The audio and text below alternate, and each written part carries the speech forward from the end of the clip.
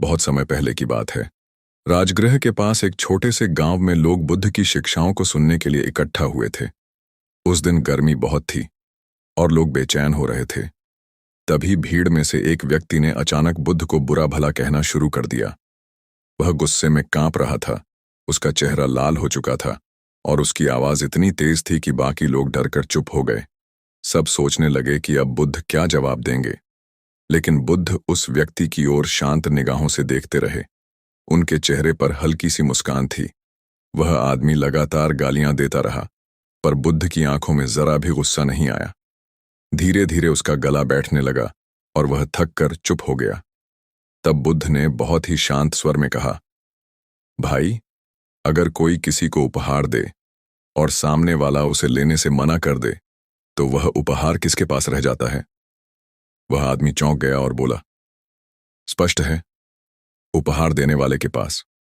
बुद्ध मुस्कुराए और बोले, तो फिर तुम्हारा गुस्सा भी तुम्हारे पास ही रह गया। मैंने उसे स्वीकार नहीं किया। तुमने गुस्सा भेजा, लेकिन मैंने उसे लिया ही नहीं। इसीलिए अब यह तुम्हें ही जलाएगा, मुझे नहीं। भीड़ में सन्नाटा छा गया। सब लोग बुद्ध की इस गहरी बात को समझने लगे। गुस्सा तभी असर करता है जब हम उसे पकड़ लेते हैं, जब हम उसे अपने भीतर जगह दे देते हैं। अगर हम शांत होकर उसे गुजर जाने दें, तो वह गुस्सा हमारा कुछ नहीं बिगाड़ सकता। उस दिन उस गांव के लोगों ने सीखा कि गुस्से को काबू करने का सबसे आसान तरीका है उसे स्वीकार न करना। जैसे हम किसी अनचाही चीज को अपने घर में नहीं रखते, वैसे ही गुस्से को भी अपने दिल में न बसने दें। बुद्ध ने कहा कि गुस्सा आग की तरह है। अगर तुम उसे अपने हाथ में पकड़ लोगे, तो सबसे पहले वह तुम्हें ही जलाएगा। उस व्यक्ति की आंखों में आंसू आ गए। उसे एहसास हुआ कि उसने अपने गुस्से में कितना समय और ऊर्जा बर्बाद की। वह बुद्ध के चरणों में गिर पड़ा और बोला, भगवान, आज मैंने समझा कि असली ताकत गुस्सा करने में नहीं, बल्कि उसे रोकने में है। बुद्ध ने उसके सिर पर हाथ रखते हुए कहा, शांति बाहर से नहीं मिलती, वह भीतर से जन्म लेती है। जब तुम खुद को समझ लोगे, तब कोई भी तुम्हें गुस्सा दिला नहीं पाएगा। उस दिन से उस गांव के लोग गुस्सा आते ही यह याद करते कि अगर हम उसे पकड़ेंगे तो वह हमें ही जलाएगा, और अगर छोड़ देंगे तो वह हवा में घुल जाएगा। यही बुद्ध का सच्चा संदेश था। गुस्से पर विजय पाने वाला ही वास्तव में विजयी। आश्रम घने वृक्षों और झीलों के बीच स्थित था, जहां केवल पक्षियों की मधुर ध्वनि और पत्तों की सरसराहट सुनाई देती थी। शांति का वह वातावरण स्वयं में ही एक ध्यान था। एक दिन सुबह सुबह जब सभी शिष्य ध्यान से उठे और अपने अपने कार्यों में लगे हुए थे, तो बुद्ध के प्रिय शिष्य आनंद ने एक प्रश्न पूछा। उसने देखा कि बुद्ध की ऊर्जा, तेज और चेहरे की शांति हर दिन वैसी ही रहती है। न थकान, न बेचैनी, न किसी चिंता का चिन्ह। आनंद ने जिज्ञासावश पूछा, भगवान, हम सब दिन भर ध्यान करते हैं, संयम रखते हैं, फिर भी कई बार मन बेचैन रहता है और नींद पूरी नहीं होती, लेकिन आप हमेशा शांत, प्रसन्न और ताजगी से भरे रहते हैं। इसका रहस्य क्या है? बुद्ध मुस्कुराए, जैसे यह प्रश्न उन्हें झांत था कि कभी न कभी पूछा जाएगा। उन्होंने आनंद को पास बुलाया और बोले, इसका उत्तर जानने के लिए आज रात तुम मेरे साथ रहो। मैं तुम्हें नींद और ध्यान के वास्तविक रहस्य से परिचित कराऊंगा। रात का समय हुआ, पूरा आश्रम शांत हो गया। शिष्य अपनी अपनी कुटिया में विश्राम को चले गए, लेकिन आनंद बुद्ध के साथ ही रुका रहा। बुद्ध धीरे धीरे एक वृक्ष के नीचे बैठे और बोले, आनंद, देखो यह रात कितनी शांत है। चंद्रमा की रोशनी कितनी कोमल है और हवा में कितनी ठंडक है। ध्यान और नींद दोनों का गहरा संबंध इस शांति से है। नींद एक शारीरिक विश्राम है, जबकि ध्यान मानसिक विश्राम है। यदि मन शांत न हो तो नींद गहरी नहीं होगी, और यदि नींद पूरी न हो तो ध्यान भी नहीं जम पाएगा। आनंद ध्यान से सुन रहा था। बुद्ध ने अपनी आंखें बंद की और बोले, ध्यान का प्रारंभ नींद से नहीं होता कि अंत तक थकता नहीं, उलझता नहीं, और जब मन थका नहीं हो तब नींद भी केवल शारीरिक प्रक्रिया बन जाती है, बोझ नहीं।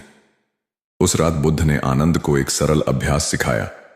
उन्होंने कहा, जब तुम सोने जाओ तो अपने शरीर को पूरी तरह से अनुभव करो। पैर से सिर तक हर अंग को महसूस करो। फिर सांस पर ध्यान केंद्रित करो। कोई विचार आए तो बस उसे आते जाते देखो, मत पकड़ो। जब तुम्हारा मन देखना सीख जाएगा तो वह थकना बंद कर देगा, और जब मन थकेगा नहीं तो नींद खुद गहराई में डूब जाएगी। तुम जागते हुए भी विश्राम में रहोगे और सोते हुए भी चेतना से जुड़े रहोगे। आनंद ने वैसा ही किया। वह अपने शरीर को महसूस करता गया, हर अंग को शिथिल करता गया और अंत में केवल सांस को देखता रहा। ना कोई विचार उसे घेरे, ना कोई चिंता। धीरे धीरे उसकी आंखें बंद हो गईं और वह ऐसी गहरी नींद में चला गया जैसी उसने पहले कभी अनुभव नहीं की थी। अगली सुबह जब वह उठा, उसके चेहरे पर नई ऊर्जा थी। उसे अनुभव हुआ जैसे उसका मन हल्का हो गया हो, जैसे कोई पुराने भार उतर गए हों। वह दौड़ते हुए बुद्ध के समय में चलते हैं, जहां एक ऐसा व्यक्ति था जिसे बिल्कुल भी नींद नहीं आती थी। बहुत समय पहले की बात है। राजगृह राज्य में एक ब्राह्मण रहता था। नाम था सूरनाथ। पढ़ा लिखा, विद्वान, यज्ञ पाठ में निपुण, किंतु एक समस्या ने उसके जीवन को पीड़ा में डाल रखा था। सूरनाथ को रात में नींद नहीं आती थी। चाहे वह कितना भी थका हो, चाहे दिन भर का काम कितना ही कठिन क्यों न रहा हो, रात होते ही उसके मन में विचारों का तूफान चलने लगता। आंखें बंद करता तो बीते दिनों की स्मृतियां उसे घेर लेती, भविष्य की चिंता उसे सताती और करवटें बदलते बदलते उसकी रात बीत जाती। धीरे धीरे उसका शरीर दुर्बल होने लगा। आंखों के नीचे काले घेरे, मन में चिड़चिड़ापन और जीवन से मोह भंग सा हो गया था। नींद की तलाश में वह वैद्य के पास गया, मंदिरों में जाकर दान दिया, मंत्र जाप कराए, लेकिन राहत नहीं मिली। एक दिन किसी पड़ोसी ने उसे सुझाव दिया, तुम श्रावस्ती जाओ, वहां तथागत बुद्ध हैं। कहते हैं उनके एक वचन मात्र से ही मन शांत हो जाता है। शायद तुम्हारी बेचैनी का अंत वहां हो सके। सूरनाथ ने निश्चय किया। अगली सुबह वह श्रावस्ती की ओर चल पड़ा। गर्मी थी, धूप तेज, लेकिन उसके मन में एक आशा की ठंडी हवा बह रही थी। 3 दिनों की कठिन यात्रा के बाद वह जेतवन विहार पहुंचा, जहां बुद्ध अपने भिक्षुओं के साथ वास कर रहे थे। वहां पहुंचते ही उसने देखा, चारों ओर शांत वातावरण, पेड़ों की छांव में ध्यानरत भिक्षु, कोई शब्द नहीं, कोई शोर नहीं। उसके मन को यह वातावरण ही जैसे पहली बार कुछ विश्राम देने लगा। कुछ देर बाद वह बुद्ध के सम्मुख उपस्थित हुआ। उसने विनम्रता से प्रणाम किया और अपनी समस्या बताई। भगवान, उसने कहा, मैं विद्वान हूं, यज्ञ करता हूं, वेदों का पाठ जानता हूं, किंतु नींद मेरी आंखों से रूठ गई है। मैं कितना भी प्रयास करूं, नींद आती ही नहीं। मेरे जीवन की शांति समाप्त हो गई है। आप कृपा करके कुछ कहें जिससे मैं चैन की नींद ले सकूं। बुद्ध ने उसकी बात ध्यान से सुनी। उन्होंने अपनी शांत दृष्टि से उसे देखा और मुस्कुराए। सूरनाथ, बुद्ध बोले, तुम्हारा शरीर थक गया है, परंतु मन अभी भी दौड़ रहा है। जब तक मन दौड़ता रहेगा तब तक नींद नहीं आएगी। मैं तुम्हें एक कथा सुनाता हूं, इसे ध्यान से सुनो। इसमें तुम्हारी पीड़ा का समाधान छुपा है। सूरनाथ ध्यान से बैठ गया। चारों ओर सन्नाटा था, केवल बुद्ध की मधुर आवाज बह रही थी। बहुत समय पहले एक छोटे से गांव में एक चरवाहा रहता था। नाम था अरण्य। वह प्रतिदिन अपने पशुओं को लेकर जंगल जाता, हरियाली में बैठता, बांसुरी बजाता और दिन ढलते ही घर लौट आता। अरण्य का जीवन सरल था, लेकिन एक दुख ने उसे भी घेर लिया। उसे नींद नहीं आती थी। वह सोचता, मैं कोई राजा नहीं, मेरे पास चिंताएं नहीं, फिर भी क्यों नींद नहीं आती। दिन भर थकने के बावजूद जब वह बिस्तर पर जाता तो उसके भीतर अजीब सी हलचल होती। एक दिन वह जंगल में एक वृद्ध साधु से मिला। साधु ध्यान में लीन थे, पर जब अरण्य ने उन्हें अपनी समस्या बताई तो उन्होंने धीरे से मुस्कुराते हुए कहा, तू हर दिन शरीर को थकाता है, लेकिन मन को नहीं सुलाता। आओ, मैं तुम्हें नींद की झील की ओर ले चलता हूं। अरण्य चकित हुआ। नींद की झील? उसने पूछा। साधु बोले, हां, ये कोई स्थान नहीं, एक स्थिति है। वह मन की झील है, जिसमें जब विचारों की लहरें शांत हो जाती हैं, तब आत्मा उसमें स्नान करती है और नींद आती है। फिर साधु ने उसे 3 नियम बताए। पहला, दिन ढलने के बाद किसी भी विषय पर निर्णय न लेना। निर्णय का समय दिन होता है, रात विश्राम की होती है। दूसरा, सोने से पहले 3 गहरी सांसें लेना और हर सांस के साथ मन से कहना, अब सब कुछ ईश्वर को सौंपता हूं। तीसरा, अपने दिन की घटनाओं को एक दीपक की लौ में जलते हुए देखना, जैसे सब अनुभव अब शांत हो रहे हैं। अरण्य ने साधु की बात मानी। उस रात उसने वही किया। निर्णय नहीं लिया, सांस ली और दिन के विचारों को दीपक की लौ में शांत होते देखा। और फिर पहली बार वर्षों बाद उसे नींद आई। गहरी, शांत, मीठी नींद। बुद्ध मुस्कुराए और सूरनाथ से बोले, जब मन शांत होता है तभी नींद आती है। नींद कोई दवा से नहीं आती, वह मन की अवस्था है। उस रात सूरनाथ ने बुद्ध की बातों को ध्यान में रखा। जेतवन विहार के एक वृक्ष के नीचे बैठकर उसने गहरी सांस ली, अपने मन को शांत किया और विचारों से कहा, अब नहीं, कल सोचूंगा। धीरे धीरे उसका मन उस झील की ओर जाने लगा जिसका वर्णन बुद्ध ने किया था। और फिर पहली बार वर्षों बाद उसे नींद आई।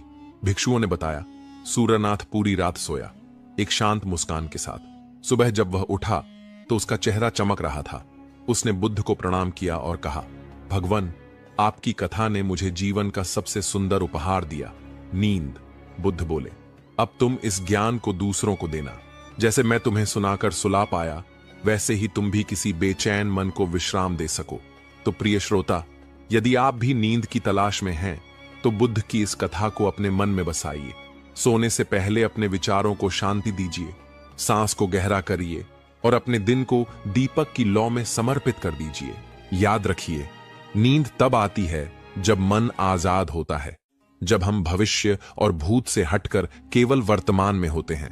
अब अपनी आंखें बंद करिए, एक गहरी सांस लीजिए और अपने भीतर उस झील को महसूस करिए जहां सब कुछ शांत है और आप बस सो रहे हैं। जल्दी नींद नहीं आती तो इसे जरूर सुने। राजगृह की घाटियों में एक समय की बात है जब वर्षा ऋतु की नमी से धरती सुगंधित हो उठी थी और आकाश में बादल धीरे धीरे बह रहे थे।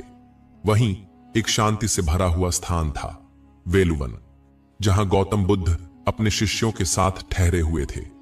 यह वह समय था जब दिन भर के उपदेशों के बाद सायंकाल की शांति छा जाती थी और मनुष्य आत्मा की गहराइयों में उतरने को तैयार होता था। एक रात जब चंद्रमा अपनी पूरी ज्योति के साथ आकाश में विराजमान था, एक ब्रह्मचारी युवक जिसका नाम सुदर्शन था, बुद्ध के पास आया। वह थका हुआ था, उसका चेहरा अनिद्रा से पीला पड़ा था। उसने बुद्ध के चरणों में प्रणाम किया और धीमे स्वर में बोला, भगवान, मैं कई दिनों से सो नहीं पा रहा हूं। मेरी आंखें बंद होती हैं पर मन भागता रहता है। विचार रुकते नहीं, स्वप्न डराते हैं और मैं दिन प्रतिदिन कमजोर होता जा रहा हूं। क्या आप मुझे निद्रा की शांति का मार्ग दिखा सकते हैं? बुद्ध शांत भाव से उसकी ओर देखने लगे। उनके चेहरे पर एक गहरी मुस्कान थी, जैसे वह सुदर्शन की हर पीड़ा को समझ चुके हों। उन्होंने अपना हाथ उठाया और सुदर्शन को समीप बैठने का संकेत किया। सब कुछ इतना शांत था कि पत्तियों की सरसराहट और दूर कहीं मेंढकों की टर्राहट तक सुनाई दे रही थी। बुद्ध बोले, सुदर्शन, नींद केवल शरीर का विश्राम नहीं है, यह मन की भी विश्रांति है। जब तक मन चंचल रहेगा तब तक नींद भी तुम्हारे पास नहीं आएगी। क्या तुम मेरे साथ एक यात्रा पर चलना चाहोगे? यह यात्रा बाहरी नहीं बल्कि भीतर की यात्रा होगी, एक ऐसी झील तक जहां आत्मा स्वयं को विसर्जित कर देती है। सुदर्शन ने सिर हिलाया। उसने अपनी आंखें बंद की और बुद्ध की वाणी का अनुसरण करने लगा। बुद्ध बोले, कल्पना करो एक शांत झील की। उसका पानी न तो गर्म है न ठंडा, उसकी सतह पर कोई तरंग नहीं है। वह झील तुम्हारे हृदय में स्थित है, उसकी ओर चलो। सुदर्शन ने मन में उस झील की कल्पना की, एक नीलवर्णी जलधारा जिसके किनारे नीम और अशोक के वृक्ष झुके हुए थे। झील के जल में चंद्रमा का प्रतिबिंब थरथरा रहा था, जैसे कोई स्वप्न। बुद्ध की वाणी उसकी चेतना के भीतर गूंज रही थी। हर श्वास के साथ उस झील की ओर बढ़ो।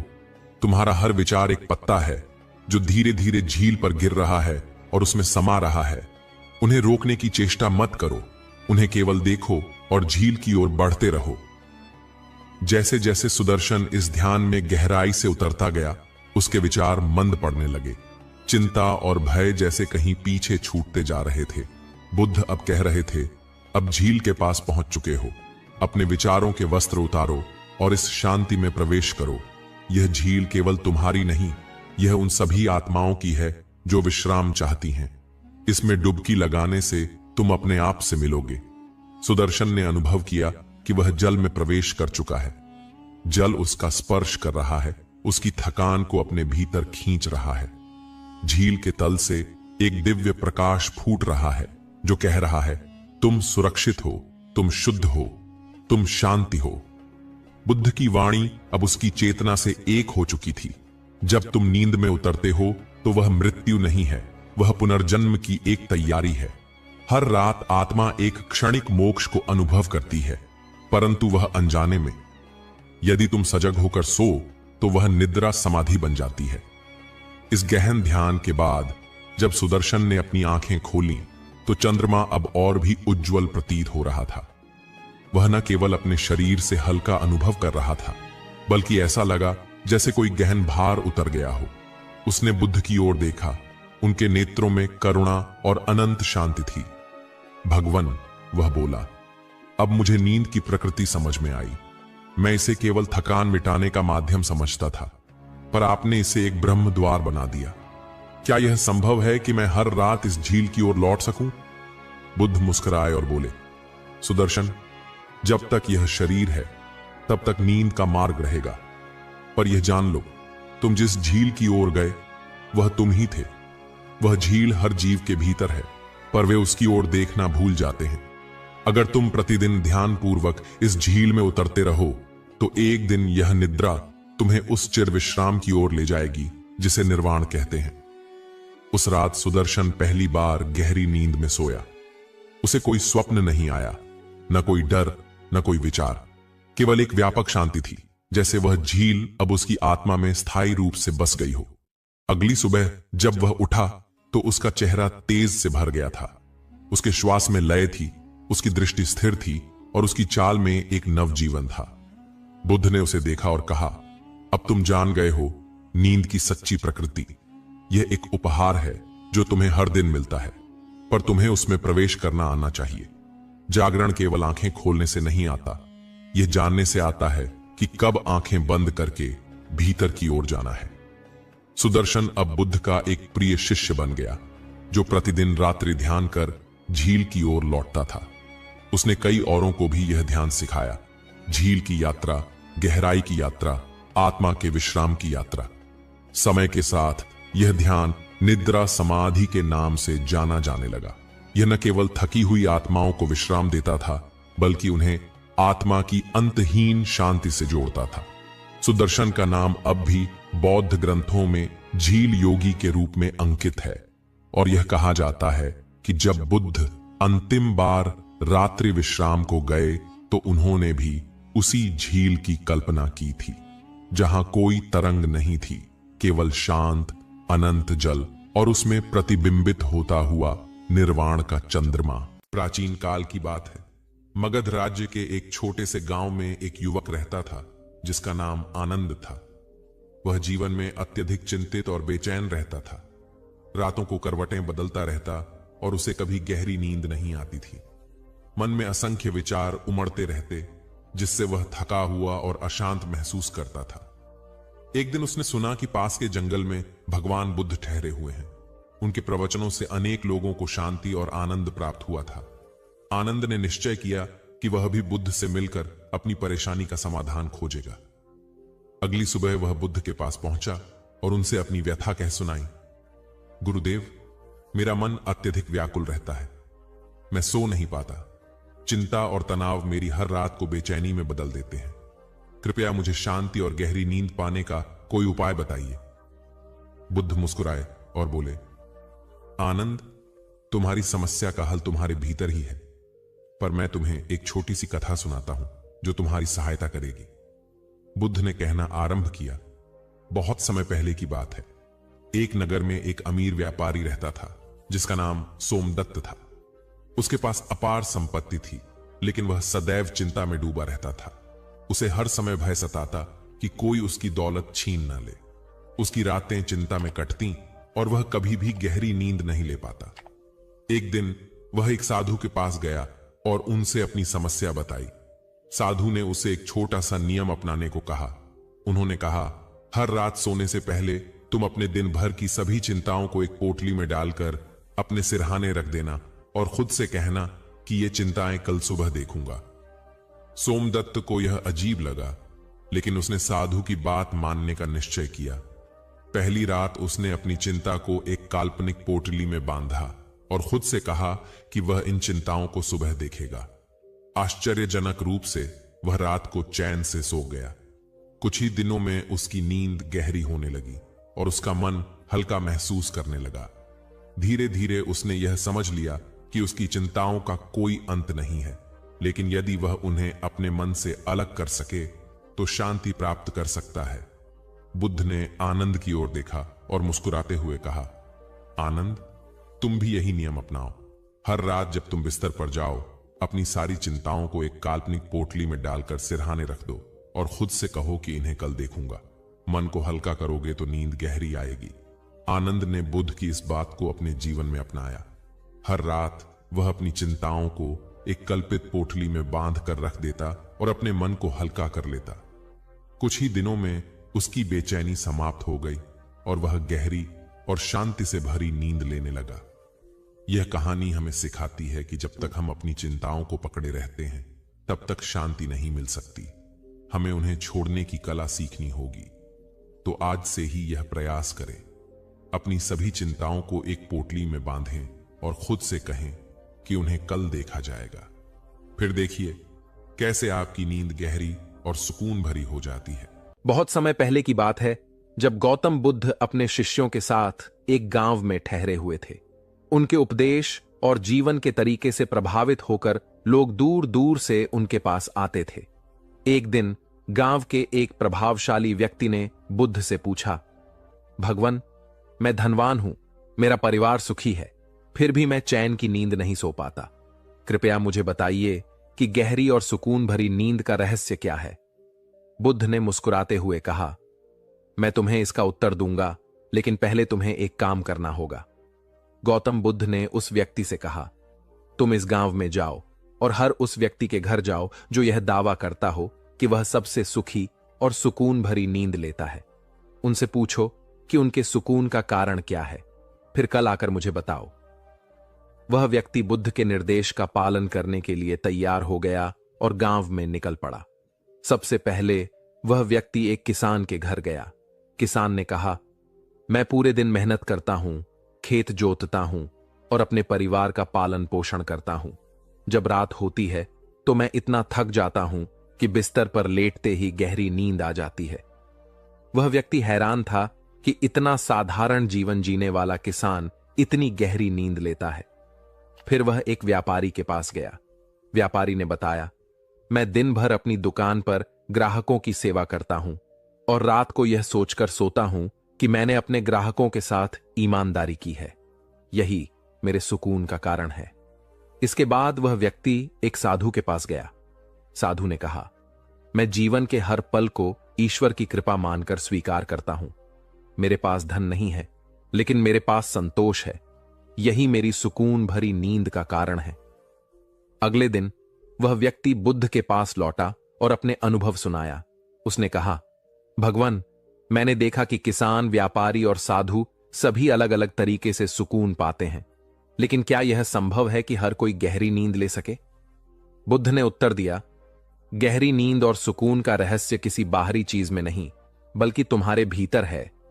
बुद्ध ने आगे कहा, सुकून की नींद के लिए 3 चीजें जरूरी हैं। मेहनत, जब तुम अपने दिन भर का समय सकारात्मक और उपयोगी कार्यों में लगाते हो तो तुम्हारा शरीर और मन स्वाभाविक रूप से आराम चाहता है। ईमानदारी, जब तुम्हारे मन में कोई छलकपट नहीं होता तो तुम्हारा दिल हल्का होता है और नींद अच्छी आती है। संतोष, जब तुम वर्तमान में जीते हो और जो कुछ तुम्हारे पास है उसे स्वीकार करते हो तो तुम्हारा मन शांत रहता है। यही शांति तुम्हें गहरी नींद देती है। बुद्ध ने उस व्यक्ति को एक अभ्यास बताया। रोज रात सोने से पहले 3 बातें करो। अपने दिन भर के कार्यों को याद करो और अपने अच्छे कर्मों के लिए खुद को धन्यवाद दो। अगर किसी से मनमुटाव हुआ हो तो उसे क्षमा कर दो और अपने मन को हल्का करो। अपने शरीर और मन को आराम देने के लिए गहरी सांस लो और ध्यान करो। वह व्यक्ति बुद्ध की बातों से बहुत प्रभावित हुआ। उसने अपने जीवन में मेहनत, ईमानदारी और संतोष को शामिल करना शुरू कर दिया। धीरे धीरे उसने महसूस किया कि उसकी नींद गहरी और सुकून भरी होने लगी। नमस्ते दोस्तों, आज हम फिर एक बार आपको धर्म का ज्ञान सुनाएंगे। गौतम बुद्ध की कुछ ऐसी सच्ची घटनाएं जिसे सुनकर शायद आप भी धर्म की राह पकड़ लो।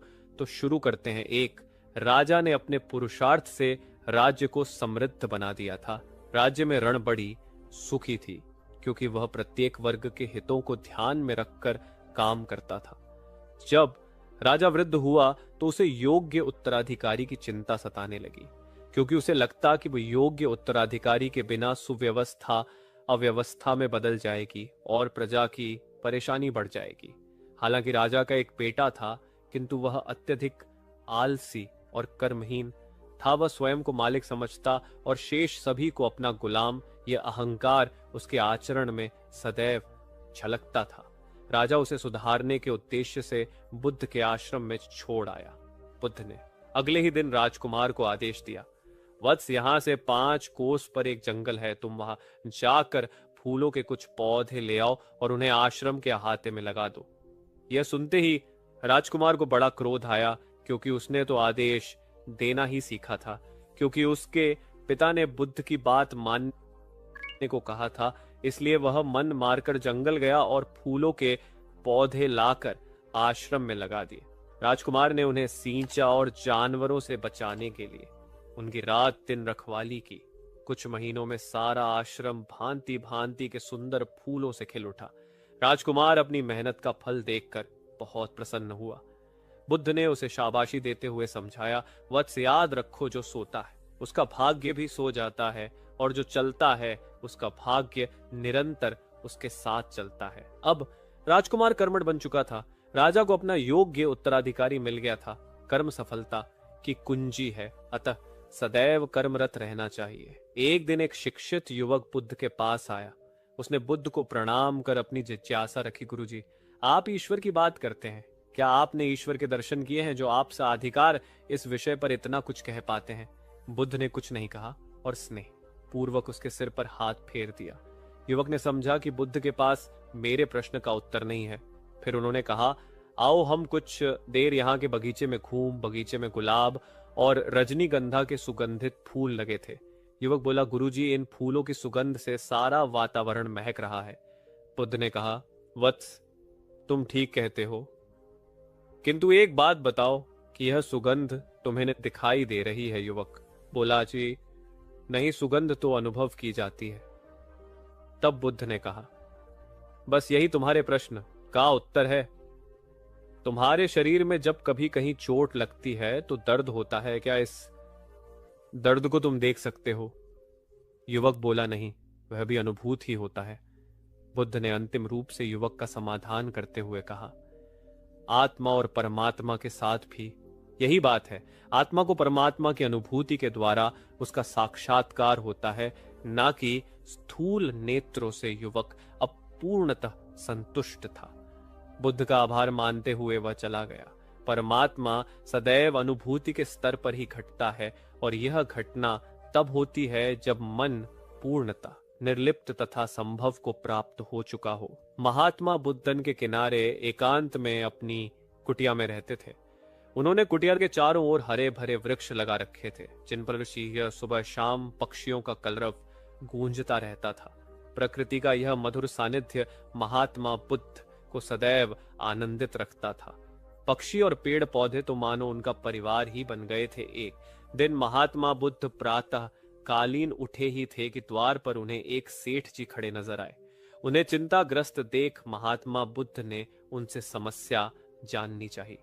सेठ जी बोले, महाराज, मेरे पास विशाल संपदा है, भरा पूरा परिवार है और मुझे कोई रोग भी नहीं है, फिर भी मुझे नींद नहीं आती।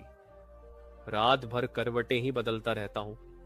महात्मा बुद्ध ने आत्मीयता से सेठ जी के सिर पर हाथ फिर कर कहा, सेठ, तुम्हारे पास सब कुछ भले ही हो, किंतु वह नहीं है जो नींद के लिए आवश्यक है। सेठ ने पूछा, वह क्या है महाराज? महात्मा बोले, तुम चारों ओर चिंताओं से घिरे हो। धन संपत्ति की चिंता, व्यापार व्यवसाय की चिंता, परिवार की चिंता। स्मरण रखो कि चिंता चयन में शत्रुता है। सेठ ने इससे बचने का उपाय पूछा तो उन्होंने कहा, तुम प्रकृति से शिक्षा ग्रहण करो। पेड़ पौधे, फूल, पानी और प्रकाश के रूप में उसकी अनंत संपदा चारों ओर बिखरी हुई है, किंतु वह चिंता मुक्त है। अपनी इस दौलत को पूरी दुनिया पर दोनों हाथों से सत लुटाती रहती है। तुम यदि उससे प्रेरणा लेकर अपना जीवन भी उसके अनुरूप बना लोगे तो तुम्हें ना केवल नींद आएगी बल्कि अतीव शांति महसूस होगी। सेठ ने महात्मा बुद्ध की बात का मर्म समझा और लोक कल्याण की राह पर चल पड़ा। धन और ज्ञान देने से बढ़ते ही हैं, इसलिए इनके संग्रह के साथ साथ इनके दान की वृत्ति भी रखनी चाहिए। एक गरीब किसान गौतम बुद्ध का बहुत बड़ा भक्त था। एक दिन वह बुद्ध के पास आया और अपने गांव आने का आग्रह किया। बुद्ध उसके गांव पहुंचे तो सारा गांव देखने व सुनने के लिए उमड़ पड़ा, किंतु वह किसान नहीं आया। हुआ यह कि उसी दिन किसान के बैलों की जोड़ी कहीं खो गई। किसान इस दुविधा में रहा कि बुद्ध का प्रवचन सुने या अपने बैलों को खोजे। काफी सोचने के बाद उसने अपने बैलों को खोजने का निर्णय किया। घंटों भटकने के बाद बैल मिले। थका हारा किसान घर आया और भोजन कर सो गया। अगले दिन वह अति संकोच से क्षमा प्रार्थी बन बुद्ध के पास पहुंचा तो वे बड़े स्नेह से बोले, मेरी दृष्टि में यह किसान मेरा सच्चा अनुयायी है। इसने उपदेश से अधिक महत्व कर्म को दिया। यदि यह कल बैलों को न ढूंढते हुए उपदेश सुनता तो मेरी बातें इसकी समझ में नहीं आती, क्योंकि मन बैलों में अटका रहता। इसने कर्म को महत्व देकर प्रशंसनीय काम किया। सार यह है कि हम जहां जिस भूमिका में जो हो उसका ईमानदारी से निर्वाह करें। यही सच्ची आध्यात्मिकता है, क्योंकि प्रत्येक धर्म कर्म को ही सर्वोपरि महत्व देता है।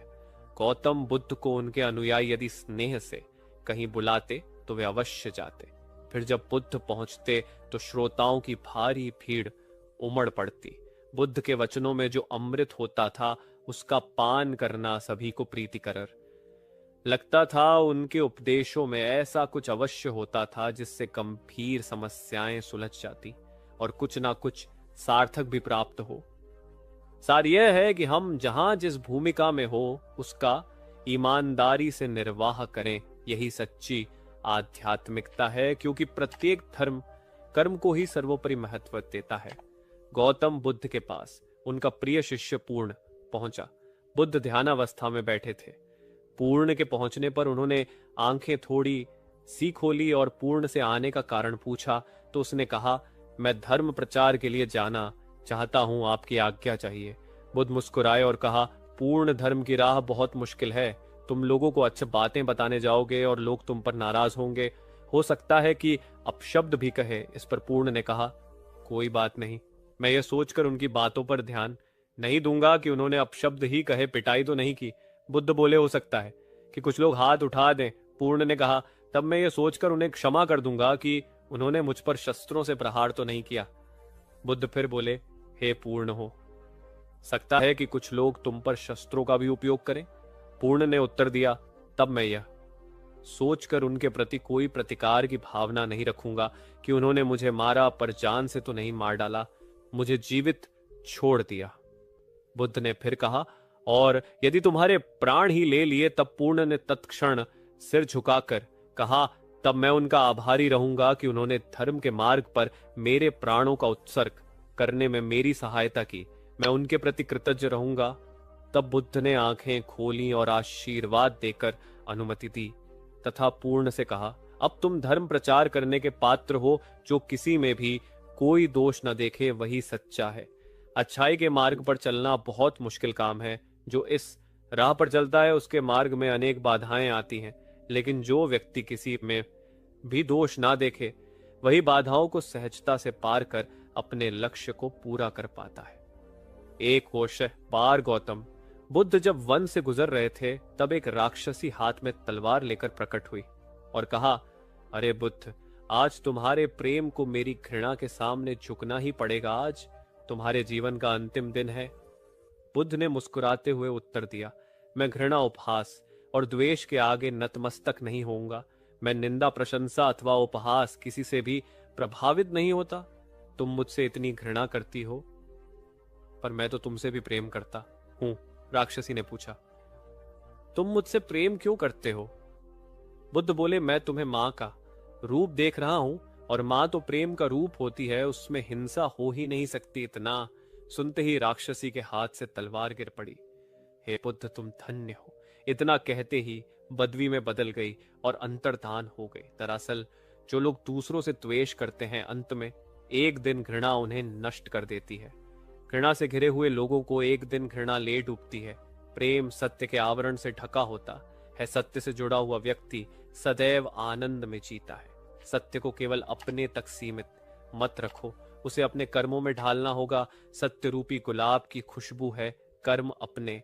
कर्म को प्रेम और सत्य में डुबो कर करो। प्रेम और सत्य मनुष्य को विकास की ओर लिम्बरम्वा जाते हैं। ध्यान रहे कि यह दोनों मार्ग ईश्वर की ओर जाते हैं। इस मार्ग पर चलने वाले सहज में ही आनंद और शांति को पा लेते हैं।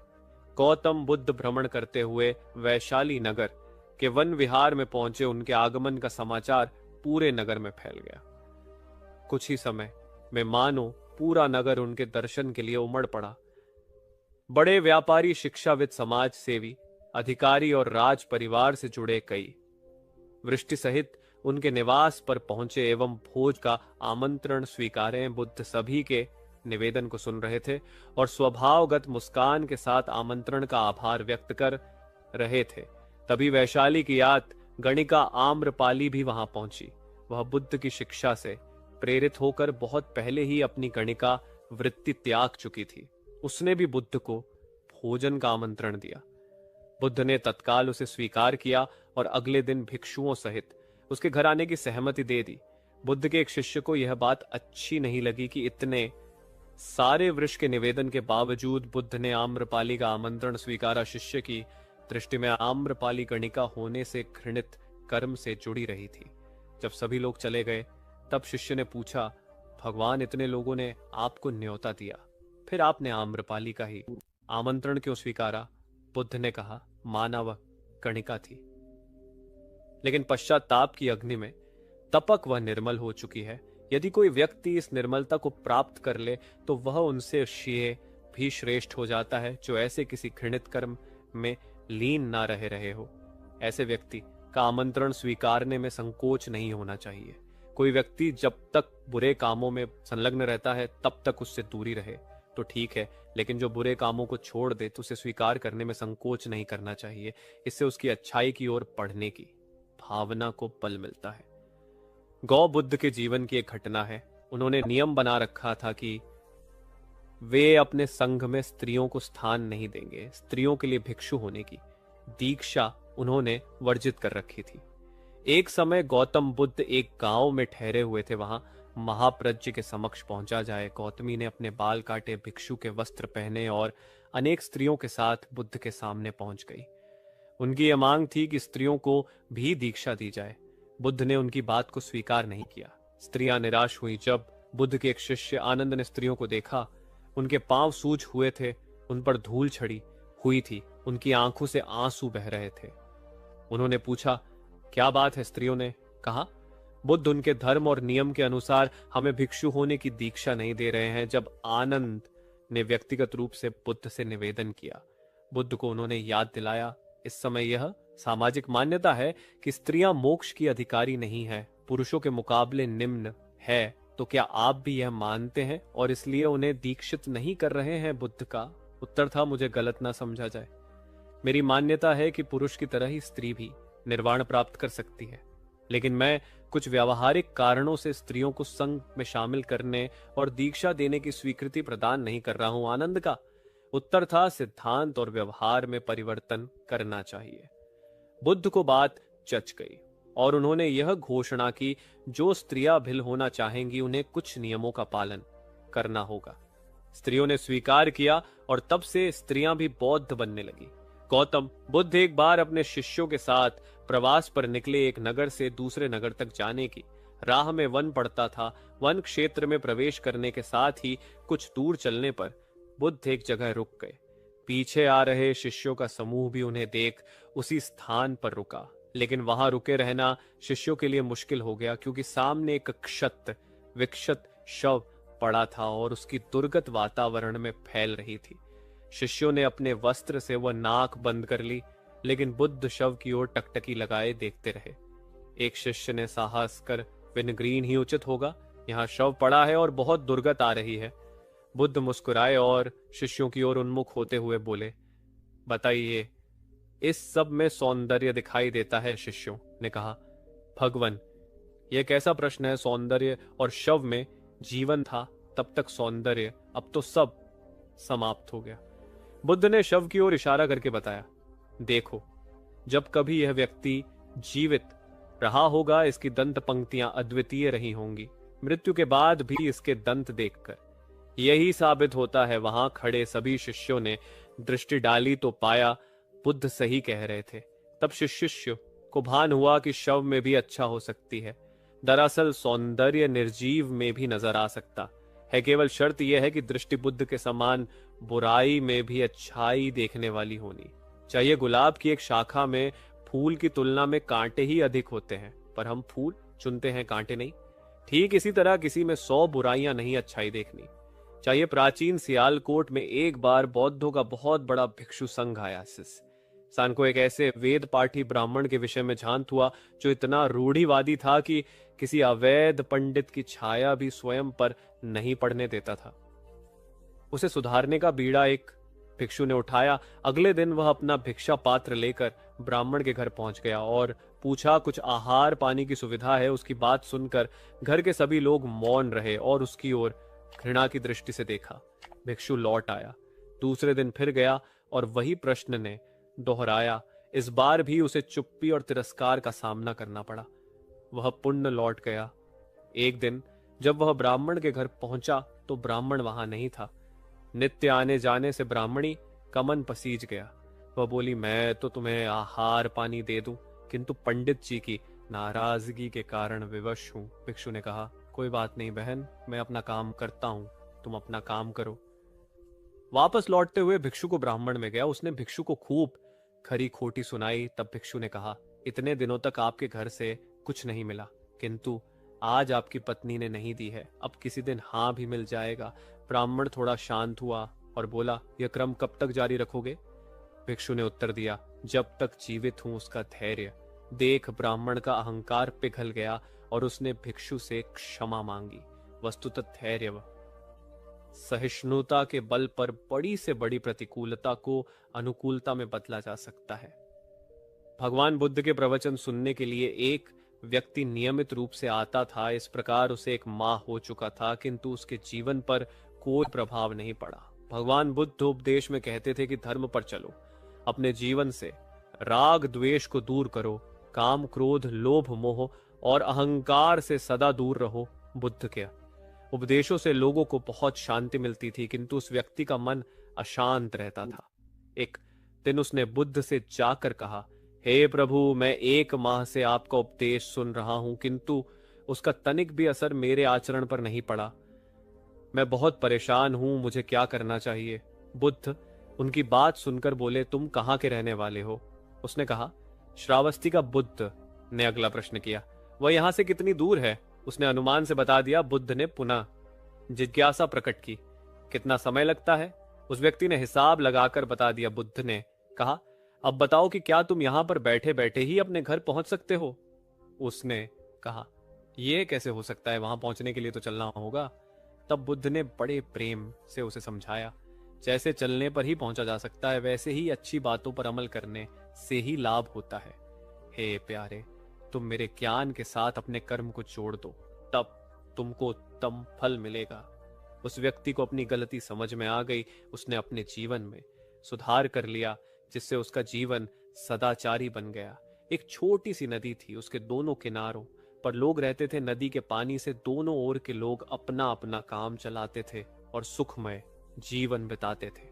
एक बार संयोग से पानी को लेकर दोनों पक्षों में तनातनी हो गई। वे एक तो और दूसरे पर आरोप लगा रहे थे कि तुम ज्यादा पानी ले रहे हो। जब आपसी बातचीत में मामला ले नहीं निपटा तो वे मरने मारने पर उतारू हो गए। उनके पास जो भी हथियार थे उन्हें तत्काल निकाल लाए और एक दूसरे पर टूट पड़ने को आमादा हो गए। तभी किसी ने जाकर भगवान बुद्ध को सूचना दी। उन्होंने दोनों पक्षों के प्रतिनिधियों को बुलाया और तकरार का कारण पूछा। दोनों प्रतिनिधियों ने अपना अपना पक्ष रखा। बुद्ध ने दोनों की बातें सुनी और मुस्कुराकर कहा, तो तुम लोग क्या करोगे? दोनों प्रतिनिधियों ने आवेश में आकर कहा, हम खून की नदियां बहा देंगे। भगवान बुद्ध ने कहा, तो तुम्हें खून चाहिए? उन लोगों ने हतप्रभ होकर बुद्ध की ओर देखा, फिर बोले, नहीं, हमें पानी चाहिए भगवान। बुद्ध ने कहा, तो तुम्हें खून चाहिए। उन लोगों ने हतप्रभ होकर बुद्ध की ओर देखा, फिर बोले, नहीं, हमें पानी चाहिए। तब सहज भाव से बुद्ध ने कहा, खून बहाकर खून मिलेगा, पानी कैसे पाओगे? कुछ ठहर कर आगे बुद्ध बोले, याद रखो, हिंसा हिंसा को बढ़ाती है, बैर बैर को बढ़ाता है। नदी से ही सीख लो कि वह किसी से लड़ती नहीं, वह निश्चल भाव से अपने जल का सभी के लिए दान करती है। बुद्ध के शब्दों ने जादू जैसा काम किया और दोनों पक्षों की समस्या का सहज रूप से समाधान हो गया। दोनों पक्ष मिल बांट कर पानी का उपयोग करने लगे। कुल बुद्ध एक दिन वैशाली में प्रवचन दे रहे थे। विशाल जन समूह उन्हें अत्यंत शांति और मता से सुन रहा था। कहीं कोई शोर नहीं था, मात्र बुद्ध की वाणी गूंज रही थी। बुद्ध के शिष्यों के साथ उपस्थित लोग बुद्ध के अमृत वचनों का पान पूर्ण एकाग्रता से कर रहे थे। तभी उस शांत वातावरण में खलल उत्पन्न करती एक व्यक्ति की जोरदार आवाज आई, आज मुझे सभा में बैठने की अनुमति क्यों नहीं दी गई? बुद्ध उस व्यक्ति का चिल्लाना सुनकर भी मौन रहे।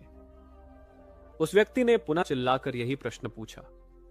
बुद्ध ने नेत्र बंद कर लिए। उनका एक शिष्य बोल उठा, भगवान, बाहर खड़े अपने इस शिष्य को अंदर आने की अनुमति दीजिए। बुद्ध ने नेत्र खोलकर कहा, नहीं, यह अस्पृश्य है। शिष्यगण बुद्ध के मुंह से अस्पृश्य शब्द सुनकर विस्मित हुए और उन्होंने पूछा, वह अस्पृश्य क्यों, कैसे? भगवान, आपके धर्म में तो जात पात का भेद नहीं है। बुद्ध बोले, आज यह क्रोध में आया है। क्रोध से जीवन की एकता भंग होती है। क्रोध ही मानसिक हिंसा करता है। किसी भी कारण से क्रोध करने वाला अस्पृश्य है, उसे कुछ देर तक स्मरण कर लेना चाहिए कि अहिंसा परम धर्म है। कथा का उपदेश यह है कि क्रोध एक असाविक भाव है जो कता और भोक्ता दोनों के लिए हानिकारक होता है। अत इससे बचते हुए शांति से विचारने व कार्य करने की प्रवृत्ति अपनानी चाहिए। शांत मन और मस्तिष्क ही विवेकपूर्ण निर्णय लेने में सक्षम होते हैं। बौद्ध संघ के एक भिक्षु को कोई गंभीर रोग हो गया। उसकी हालत इतनी खराब हो गई कि वह चल फिर भी नहीं सकता था और मल मूत्र में लिपटा पड़ा रहता था। उसकी यह हालत देख उसके साथी भिक्षु भी उसके पास नहीं आते और घृणा से मुंह फेर कर आसपास से निकल जाते थे। कुछ दिनों बाद बुद्ध को यह बात पता चली तो वे तत्काल अपने प्रिय शिष्य आनंद के साथ उस भिक्षु के पास पहुंचे। उसकी दयनीय दशा से उन्हें घोर कष्ट हुआ। उन्होंने भिक्षु से पूछा, तुम्हें कौन सा रोग हुआ है? भिक्षु बोला, भगवान, मुझे पेट की बीमारी है। बुद्ध ने स्नेह से उसके सिर पर हाथ फेरते हुए प्रश्न किया, क्या तुम्हारी परिचर्या करने वाला कोई नहीं है? भिक्षु की न सुनते ही बुद्ध ने आनंद से कहा, पानी लेकर आओ, हम लोग पहले इसका शरीर स्वच्छ करेंगे। आनंद पानी लेकर आए। फिर बुद्ध ने भिक्षु के शरीर पर पानी डाला और आनंद ने उसके मल मूत्र को साफ किया। अच्छी तरह धो पहुंचकर बुद्ध ने भिक्षु के सिर को पकड़ा और आनंद ने पैरों को इस प्रकार उसे उठाकर चारपाई पर लिटा दिया। फिर बुद्ध ने सारे भिक्षुओं को जो कहा एकत्रित कर उन्हें समझाया, भिक्षुओं, तुम्हारे माता नहीं, पिता नहीं, भाई नहीं, बहन नहीं जो तुम्हारी सेवा करेंगे। यदि तुम परस्पर एक दूसरे की सेवा और देखभाल नहीं करोगे तो फिर कौन करेगा? याद रखो, जो रोगी की सेवा करता है वह ईश्वर की सेवा करता है। दीनहीन के प्रति करुणा व सेवा का भाव इस जगत को बुद्ध का सबसे बड़ा संदेश है जो प्रत्येक देश काल परिस्थिति में प्रासंगिक है। गौतम सिद्धार्थ बुद्धत्व प्राप्त करके महात्मा बुद्ध बन गए। सत्य, अहिंसा और दया की मूर्ति बुद्ध अपने शिष्यों के साथ एक गांव में पहुंचे। कुछ अज्ञानी लोग उनके विरोधी थे। वे बुद्ध को अपशब्द कहने लगे। बुद्ध के शिष्यों को बहुत बुरा लगा, मगर बुद्ध ने उन्हें समझाया, ये लोग तो केवल अपशब्द ही कह रहे हैं। अगर ये पत्थर भी मार रहे होते तो भी मैं कहता कि मारने दो। मैं जानता हूं कि यह लोग कुछ कहना चाहते हैं, लेकिन क्रोध के मारे वह कह नहीं पा रहे हैं। 10 साल पहले यदि यही लोग मुझे गाली देते तो मैं इन्हें भी गाली देता, लेकिन अब तो लेन देन से मुक्ति मिल चुकी है। क्रोध से अब शब्द निकलते हैं। यहां तो क्रोध भवन कब का ढह चुका है। अब शब्द कहने वाले बड़ी मुश्किल में पड़ गए। तभी बुद्ध ने अपने शिष्यों से पूछा, इस गांव में कुछ लोग अपशब्द कह रहे हैं, इन्हें बताओ, कि वहां के लोग फल और मिठाइयां लेकर आए थे। बुद्ध ने पूछा, फिर मैंने क्या किया था? शिष्यों ने बताया, आपने सारे फल और मिठाइयां यह कहकर वापस कर दी कि अब लेने वाला विदा हो चुका है, इन्हें वापस ले जाओ। आपने कहा था कि 10 साल पहले आते तो मैं सारे उपहार ले लेता। बुद्ध ने पूछा, फिर उन लोगों ने मिठाइयों का क्या किया होगा? शिष्य ने बताया, गांव में बांट दी होगी। बुद्ध बोले, उन लोगों ने मिठाइयां गांव में बांट दी, लेकिन मैं उन लोगों से कहूंगा कि अपशब्द में ना बांटे।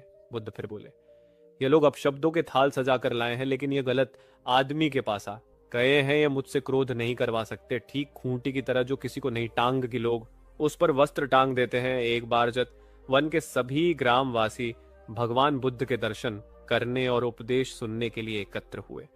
उस समय महाक्षय, मौद गल्या, यान सारीपुत्र, चुंदर देव दत्त जैसे प्रबुद्ध जन बुद्ध के साथ धर्म विषय गंभीर चर्चा में तन्मय थे। ग्रामवासी थोड़ा ठिठक कर खड़े हो गए, क्योंकि इतने ज्ञानी जनों के बीच उन सभी को असहज सा महसूस हो रहा था। कुछ देर बाद बुद्ध की दृष्टि इन ग्रामवासियों पर पड़ी। उन्होंने तुरंत धर्म चर्चा रोक दी। प्रबुद्ध जन बू के इस व्यवहार पर चकित हो उठे और प्रश्नावड़ासु से बोले, भद्र उठो सामने, ब्राह्मण मंडली खड़ी है, उन्हें आसन दो और आतिथ्य की सामग्री ले आओ। अनाथ पिंड ने पीछे मुड़कर देखा तो उसे ब्राह्मण मंडली तो कहीं नहीं दिखी। मैले कुचले या फटे वस्त्रों में खड़े ग्रामवासियों का झुंड दिखाई दिया। पिंड का ने शक्ति स्वर में कहा, देव, उन लोगों में एक भी ब्राह्मण नहीं है, यह सभी तो निम्न जाति के हैं, कई तो इनमें शूद्र हैं। बुद्ध गंभीर होकर बोले, पिंड जो व्यक्ति सदा श्रद्धावन है वह ब्राह्मण ही है। यह लोग प्रयोजन के लिए भावयुक्त होकर आए हैं, इसीलिए इस समय तो यह ब्राह्मण ही है। तुम इनका समुचित सत्कार करो। कथा का इंगित यह है कि व्यक्ति जन्म से नहीं कर्म से ब्राह्मण होता है। जो सद्गुणी हो और सत्कर्मी हो वे शूद्र जाति में जन्मने के बावजूद ब्राह्मण हैं तथा उसी रूप में उनका आदर किया जाना चाहिए। यदि जीवन का संतुलन बिगड़ा और थकान आई तो समझ लीजिए कि बीमारी आई, और यदि वापस ऊर्जा अर्जित करने के लिए जो विश्राम किया जा रहा है तो ऐसी थकान वरदान भी साबित हो सकती है। इन दिनों जिस तरह की हमारी जीवन शैली है, इसमें असंतुलन बहुत अधिक है। सुबह उठने से लेकर रात को सोने तक शरीर की कुछ नियमित क्रियाएं हैं, आदमी उसे भूल गया है। गौतम बुद्ध बहुत काम करते पर कभी थकते नहीं थे। आज भी कई साधु संत उतना ही परिश्रम कर रहे हैं जितना एक कॉरपोरेट जगत का सफल व्यक्ति करता है, और जब वे रात को सोते हैं तो पूरी बेफिक्री के साथ। बुद्ध से उनके शिष्यों ने एक बार पूछा था, आप थकते नहीं? बुद्ध का उत्तर था, जब मैं कुछ करता ही नहीं तो थकूर में अजीब लगती है, लेकिन है बड़ी गहरी।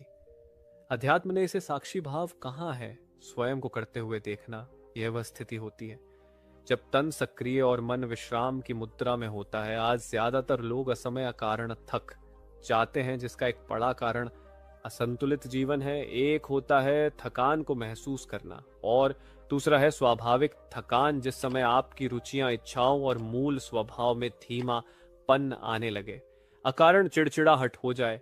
समझ ले कि यह थकान बीमारी है, इसलिए प्रतिदिन योग, प्राणायाम और ध्यान करें। ये क्रियाएं अपने आप में एक विश्राम है, करने वाला कोई और है। हम तो महज उसके हाथों की कठपुतली हैं। यह मनोभाव भी थकान को मिटाएगा क्या? दिक्कत है। ऐसा सोच लेने में महात्मा बुद्ध ज्ञान प्राप्ति के लिए घोर तप में लगे थे। उन्होंने शरीर को काफी कष्ट दिया, यात्राएं की, घने जंगलों में कठिन साधना की, पर आत्म ज्ञान की प्राप्ति नहीं हुई। निराश हो सोचने लगे, मैंने अभी तक कुछ भी प्राप्त नहीं किया, अब आगे क्या कर पाऊंगा। निराशा, अविश्वास के नकारात्मक भावों ने उन्हें शुभ कर दिया। कुछ ही क्षणों के बाद उन्हें प्यास लगी। वे थोड़ी दूर स्थित एक झील तक पहुंचे। वहां उन्होंने एक दृश्य देखा कि एक नई सी गिलहरी के 2 बच्चे झील में डूब गए। पहले तो वह गिलहरी जड़वत बैठी रही, फिर कुछ देर बाद उठकर झील के पास गई, अपना सारा शरीर झील के पानी में भिगोया और फिर बाहर आकर पानी डढ़ने लगी। ऐसा वह बार बार करने लगी। बुद्ध सोचने लगे कि इस गिलहरी का प्रयास कितना मूर्खतापूर्ण है। क्या कभी ये इस झील को सुखा सकेगी? किंतु गिलहरी का यह क्रम लगातार जारी था। बुद्ध को लगा मानो गिलहरी कह रही हो कि यह झील कभी खाली होगी या नहीं, यह मैं नहीं जानती, किंतु मैं अपना प्रयास नहीं छोड़ूंगी। अतः उस छोटी सी गिलहरी ने भगवान बुद्ध को अपने लक्ष्य मार्ग से विचलित होने से बचा लिया। वे सोचने लगे कि जब यह नन्ही गिलहरी अपने लघु सामर्थ्य से झील को सुखा देने के लिए दृढ़ संकल्पित है, तो मुझ में क्या कमी है? मैं तो इससे 1000 गुना अधिक क्षमता रखता हूं। यह सोचकर गौतम बुद्ध पुनः अपनी साधना में लग गए और एक दिन बुद्धि वृक्ष तले उन्हें ज्ञान का आलोक प्राप्त हुआ। यह कथा सफलता के बावजूद प्रयासों की निरंतरता पर बल देती है। यदि हम प्रयास करना ना छोड़े तो एक ना एक दिन लक्ष्य की प्राप्ति हो ही जाती है। बुद्ध अपने साधना काल में एक निर्जन स्थान पर ध्यान मग्न बैठे थे। इसी स्थान पर एक यक्ष का वास था। यह बात बुद्ध को झांत नहीं थी। वे तो वहां पहुंचे और शांत वातावरण देखकर ध्यान मग्न हो गए। उस समय यक्ष वहां पर नहीं था। रात होने पर जब वह आया तो उस स्थान पर एक अनजान व्यक्ति को देखकर आग बबूला हो गया। बड़े जोर से वह दहाड़ा, किंतु बुद्ध का ध्यान भंग नहीं हुआ। यक्ष ने उन्हें हाथी का रूप धारण कर डराना चाहा, किंतु बुद्धि यथावत ध्यान मग्न बैठे रहे। उसने बुद्ध को डराने के लिए क्रमशः शेर, चीता, बाघ आदि का रूप धारण किया, किंतु बुद्ध अविचल ही बने रहे। अंत में उसने भयंकर विषधर का रूप धारण कर उनके पैर के अंगूठे को ढा लिया, किंतु बुद्ध पर उसके विष का भी कोई असर नहीं हुआ। वे अब भी अप्रभावित रहे। विषधर उनके शरीर पर चढ़ गया और उनके गले से लिपटकर उन्हें जोरों से काट लिया, लेकिन इतने प्रयासों के बावजूद भी बुद्ध की साधना को भंग नहीं कर पाया। थक कर नीचे उतर आया और उनसे कुछ कदमों की दूरी पर लेटकर अपनी थकान उतारने लगा। ध्यान जी पूर्ण होने पर बुद्ध ने उसकी तरफ देखा और उसे बहुत स्नेह से दुलारा। उनका निश्चल प्रेम देखकर सर्प का विष अमृत बन गया और यक्ष ने श्रद्धा पूर्वक बुद्ध को नमन किया। कहानी का सार यह है कि मन की कलुष पर एकाग्रता, स्नेह और संभव से ही विजय प्राप्त की जा सकती है। बौद्ध भिक्षु बोधि धर्म भ्रमण करते हुए एक गांव में पहुंचे। लोग उनका बहुत आदर करते थे। बोधि धर्म व उनके शिष्यों का ग्रामीणों ने हार्दिक सत्कार किया और फिर उनके पवित्र वचनों को सुनने के लिए उनके आसपास एकत्रित हो गए। बोधि धर्म लोगों को धर्म और आचरण विषयक अच्छी बातें सरल भाषा में समझाने लगे। तभी वहां एक व्यक्ति आया और बोधि धर्म को अपशब्द कहने लगा। उपस्थित जन समूह ने उसे रोकने का बहुत प्रयास किया, किंतु वह नहीं माना तथा अनवरत बोधि धर्म को बुरा भला कहता रहा। लोगों ने कहा कि महाराज, यह व्यक्ति कितना उद्दंड है, निरर्थक आपको अपशब्द कह रहा है। बोधि धर्म उस व्यक्ति के इस आचरण पर कदापि क्रोधित नहीं हुए और लोगों से बोले कि यह भविष्य में मेरा सबसे बड़ा भक्त बनने वाला है। लोगों ने पूछा कि कैसे? बौद्ध धर्म ने उत्तर दिया, कोई कुम्हार के यहाँ घड़ा लेने जाता है तो घड़े को बजाकर देखा जाता है कि वह फूटा हुआ तो नहीं है। जब 1-2 रुपए के घड़े को कोई इतनी परख कर सकता है, तो भला जिसे गुरु मानना है उसे 10 से 20 गालियां दिए बगैर कैसे पहचाने का? पहले वह परीक्षा लेगा कि गुरु में धैर्य, आक्रोश व समता भाव कितना है। यह जानने के बाद ही तो वह गुरु को स्वीकारी का। इसलिए यह व्यक्ति मुझे निरर्थक ही अब शब्द नहीं कह रहा है और आगे चलकर वास्तव में वह व्यक्ति बुद्धि धर्म का सबसे बड़ा भक्त बना। किसी को शिक्षा देने से पूर्व स्वयं का आचरण भी तद अनुसार जाती है, जबकि उसमें सदाचरण के सभी लक्षण मौजूद हो। महात्मा गौतम बुद्ध के श्राव में प्रवचन चल रहे थे। प्रवचन में नित्य ही बड़ी संख्या में लोग आते और विविध महत्वपूर्ण व गंभीर विषयों पर बुद्ध से ज्ञान ग्रहण करते।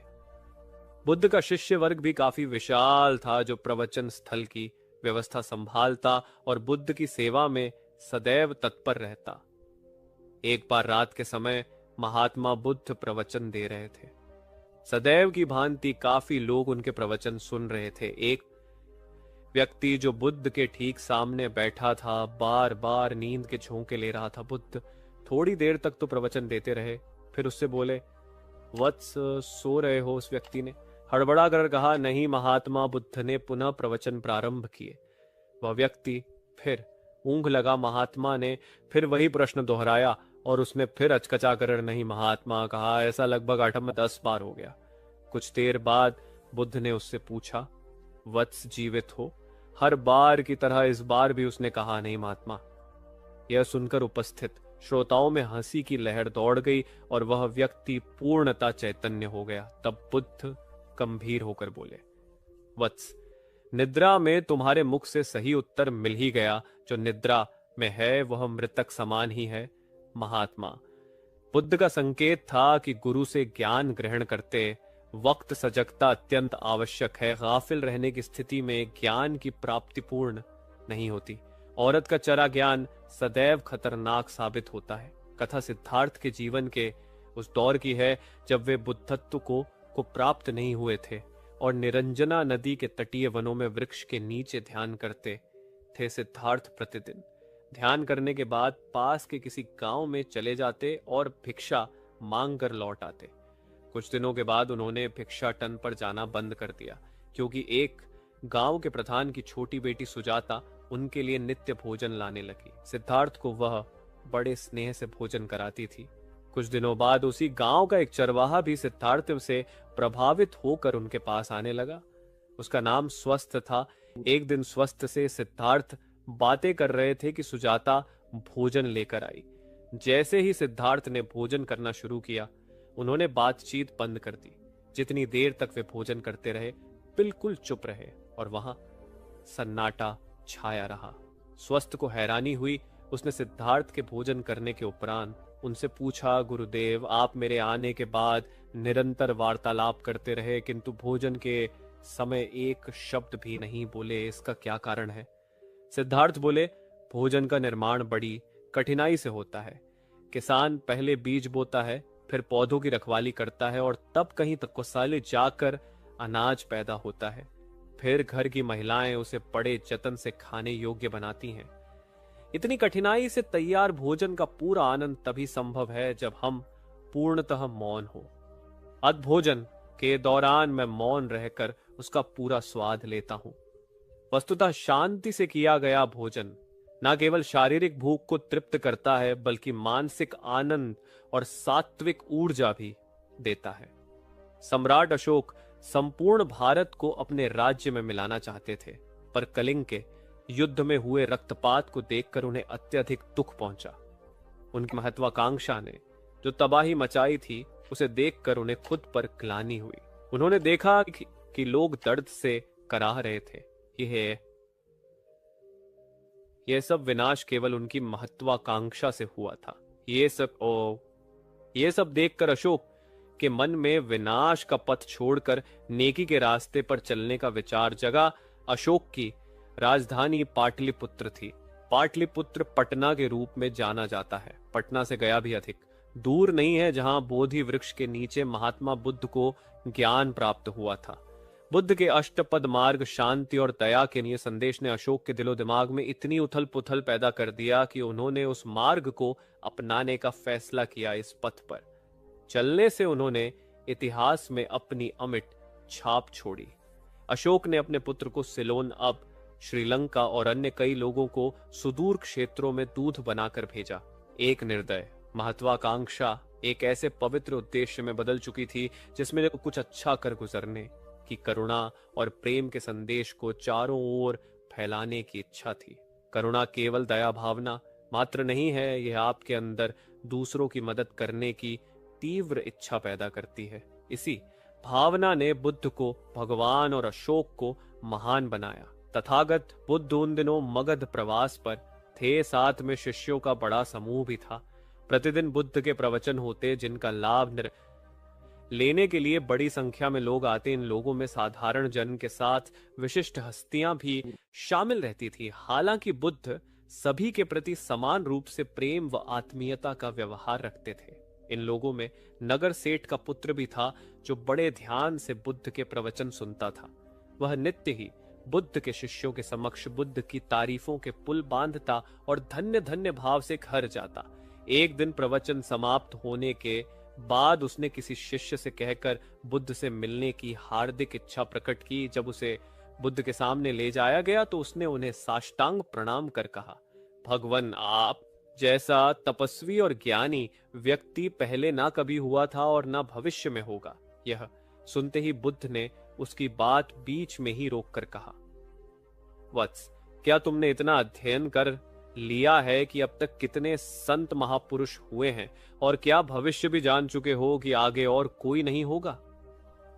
युवक लज्जित भाव से चुप खड़ा रहा क्योंकि इस बात का उसके पास कोई जवाब नहीं था। बुद्ध ने अपनी बात समाप्त करते हुए उसे सीख दी। सदैव अपनी आंखें खुली रखो, जो जैसा है उसे वैसा ही महत्व दो, किसी से उसकी तुलना मत करो। कथा का सार यह है कि किसी भी क्षेत्र के अधिकारी विद्वान की स्वतंत्र रूप से प्रण चसा करना उचित है, किंतु सर्वश्रेष्ठ बताना अनुचित, क्योंकि श्रेष्ठता को व्यक्ति, समय, अवस्थान की सीमाओं में नहीं बांध जा सकता। आनंद भगवान बुद्ध के प्रमुख व प्रिय शिष्य थे। उनके स्वभाव में उदारता, स्नेह व सहिष्णुता जैसे गुण शामिल थे। वे सभी के प्रति समान व्यवहार करते थे। उनकी दृष्टि में कोई छोटा या बड़ा नहीं था। एक बार आनंद कहीं जा रहे थे, रास्ते में उन्हें बड़े जोर की प्यास लगी। आसपास देखा तो निकट ही कुआं दिखाई दिया। वे वहां पहुंचे। कुएं से एक लड़की पानी भर रही थी। आनंद ने उसके पास जाकर कहा, बहन, मैं बड़ी दूर से आ रहा हूं, मुझे बहुत जोर से प्यास लगी है, कृपा कर पानी पिला दो। उनकी बात सुनते ही लड़की कांप उठी, क्योंकि वह अछूत जाति की थी। वह जानती थी कि किसी ऊंची जाति के व्यक्ति को पानी पिलाना उसके अधिकार क्षेत्र से बाहर है। वह निगाह नीची कर चुपचाप खड़ी रही। आनंद ने प्यास से व्याकुल होकर फिर कहा, बहन, तुमने सुना नहीं, प्यास के मारे मेरे प्राण निकले जा रहे हैं, मुझे पानी पिला दो। लड़की भयवश कुछ नहीं बोल पाई। जब आनंद ने बड़े स्नेह से उससे पानी ना पिलाने का कारण पूछा तो वह बोली, मैं निम्न जाति की कन्या हूं, आपको पानी कैसे पिला सकती हूं? उसकी बात सुनकर आनंद ने कहा, बहन, मैंने तुमसे पानी मांगा है, जाति तो नहीं पूछी। आनंद की उदारता ने उस कन्या का भय दूर कर दिया और उन्हें पानी पिलाकर वह धन्य हो गई। कथा का सार यह है कि ईश्वर की दृष्टि सम होने के कारण उसने सभी मनुष्यों को समान शरीर, बुद्धि और मां भावना से नवाजा है। अतः अपने सृष्टिकर्ता के विरुद्ध जाकर मानव मानव में भेद करना सर्वथा अनुचित है। एक बार भगवान बुद्ध अपने शिष्यों के साथ पाटलिपुत्र पहुंचे। सभी लोग एक विहार में रुके। भोजन के बाद बुद्ध ने आनंद से अगले दिन से प्रवचन आरंभ करने को कहा। अगले दिन बुद्ध का प्रवचन सुनने बड़ी संख्या में लोग उपस्थित थे। बुद्ध प्रवचन देने के बाद लोगों से मिलते, उनकी समस्याएं सुनते और नेक सलाह देते। एक दिन प्रवचन के समय बुद्ध के शिष्य आनंद ने उनसे पूछा, भंते, आपके सामने हजारों लोग बैठे हैं, बताइए कि इनमें सबसे सुखी कौन है?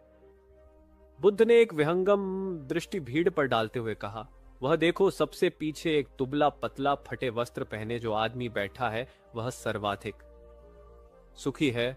आनंद सहमत नहीं हुआ। वह बोला, यह कैसे संभव है? वह तो बहुत दयनीय जान पड़ता है। बुद्ध ने अपनी बात सिद्ध करने के लिए बारी बारी से सामने बैठे लोगों से पूछा, तुम्हें क्या चाहिए? किसी ने संतान मांगी तो किसी ने मकान, कोई रोग मुक्ति चाहता था तो कोई अपने शत्रु पर विजय। ऐसा एक भी व्यक्ति नहीं था जिसे कोई इच्छा ना हो। अंत में बुद्ध ने उस फटे हाल आदमी को बुलाकर पूछा, तुम्हें क्या चाहिए? उसने हाथ जोड़कर जवाब दिया, कुछ नहीं, यदि ईश्वर को मुझे कुछ देना ही है तो बस इतना कर दे कि मेरे अंदर कभी कोई चाह पैदा ना हो। मैं ऐसे ही स्वयं को सबसे बड़ा सुखी मानता हूं। उसकी बात सुनकर आनंद से बुद्ध ने कहा, आनंद, जहां चाह है वहां सुख नहीं हो सकता। आनंद ने बुद्ध की इस शिक्षा को सदा के लिए गांठ बांध लिया। सार यह है कि लालसा से लोभ बढ़ता है, जो असंतोष का जनक होता है। यदि सही अर्थों में सुख पाना है तो किसी लालसा की बजाय उपलब्ध स्थितियों में संतुष्ट रहना चाहिए। गौतम बुद्ध ने बहुत से अज्ञानी लोगों को सम्यक दृष्टि प्रदान की थी। तब को बात है, कौसाम्बी में एक ब्रह्मचारी रहता था। उसे अभिमान था कि उस जैसा कोई विद्वान नहीं है, इसलिए अपने साथ सदैव जलती मशाल रखता था।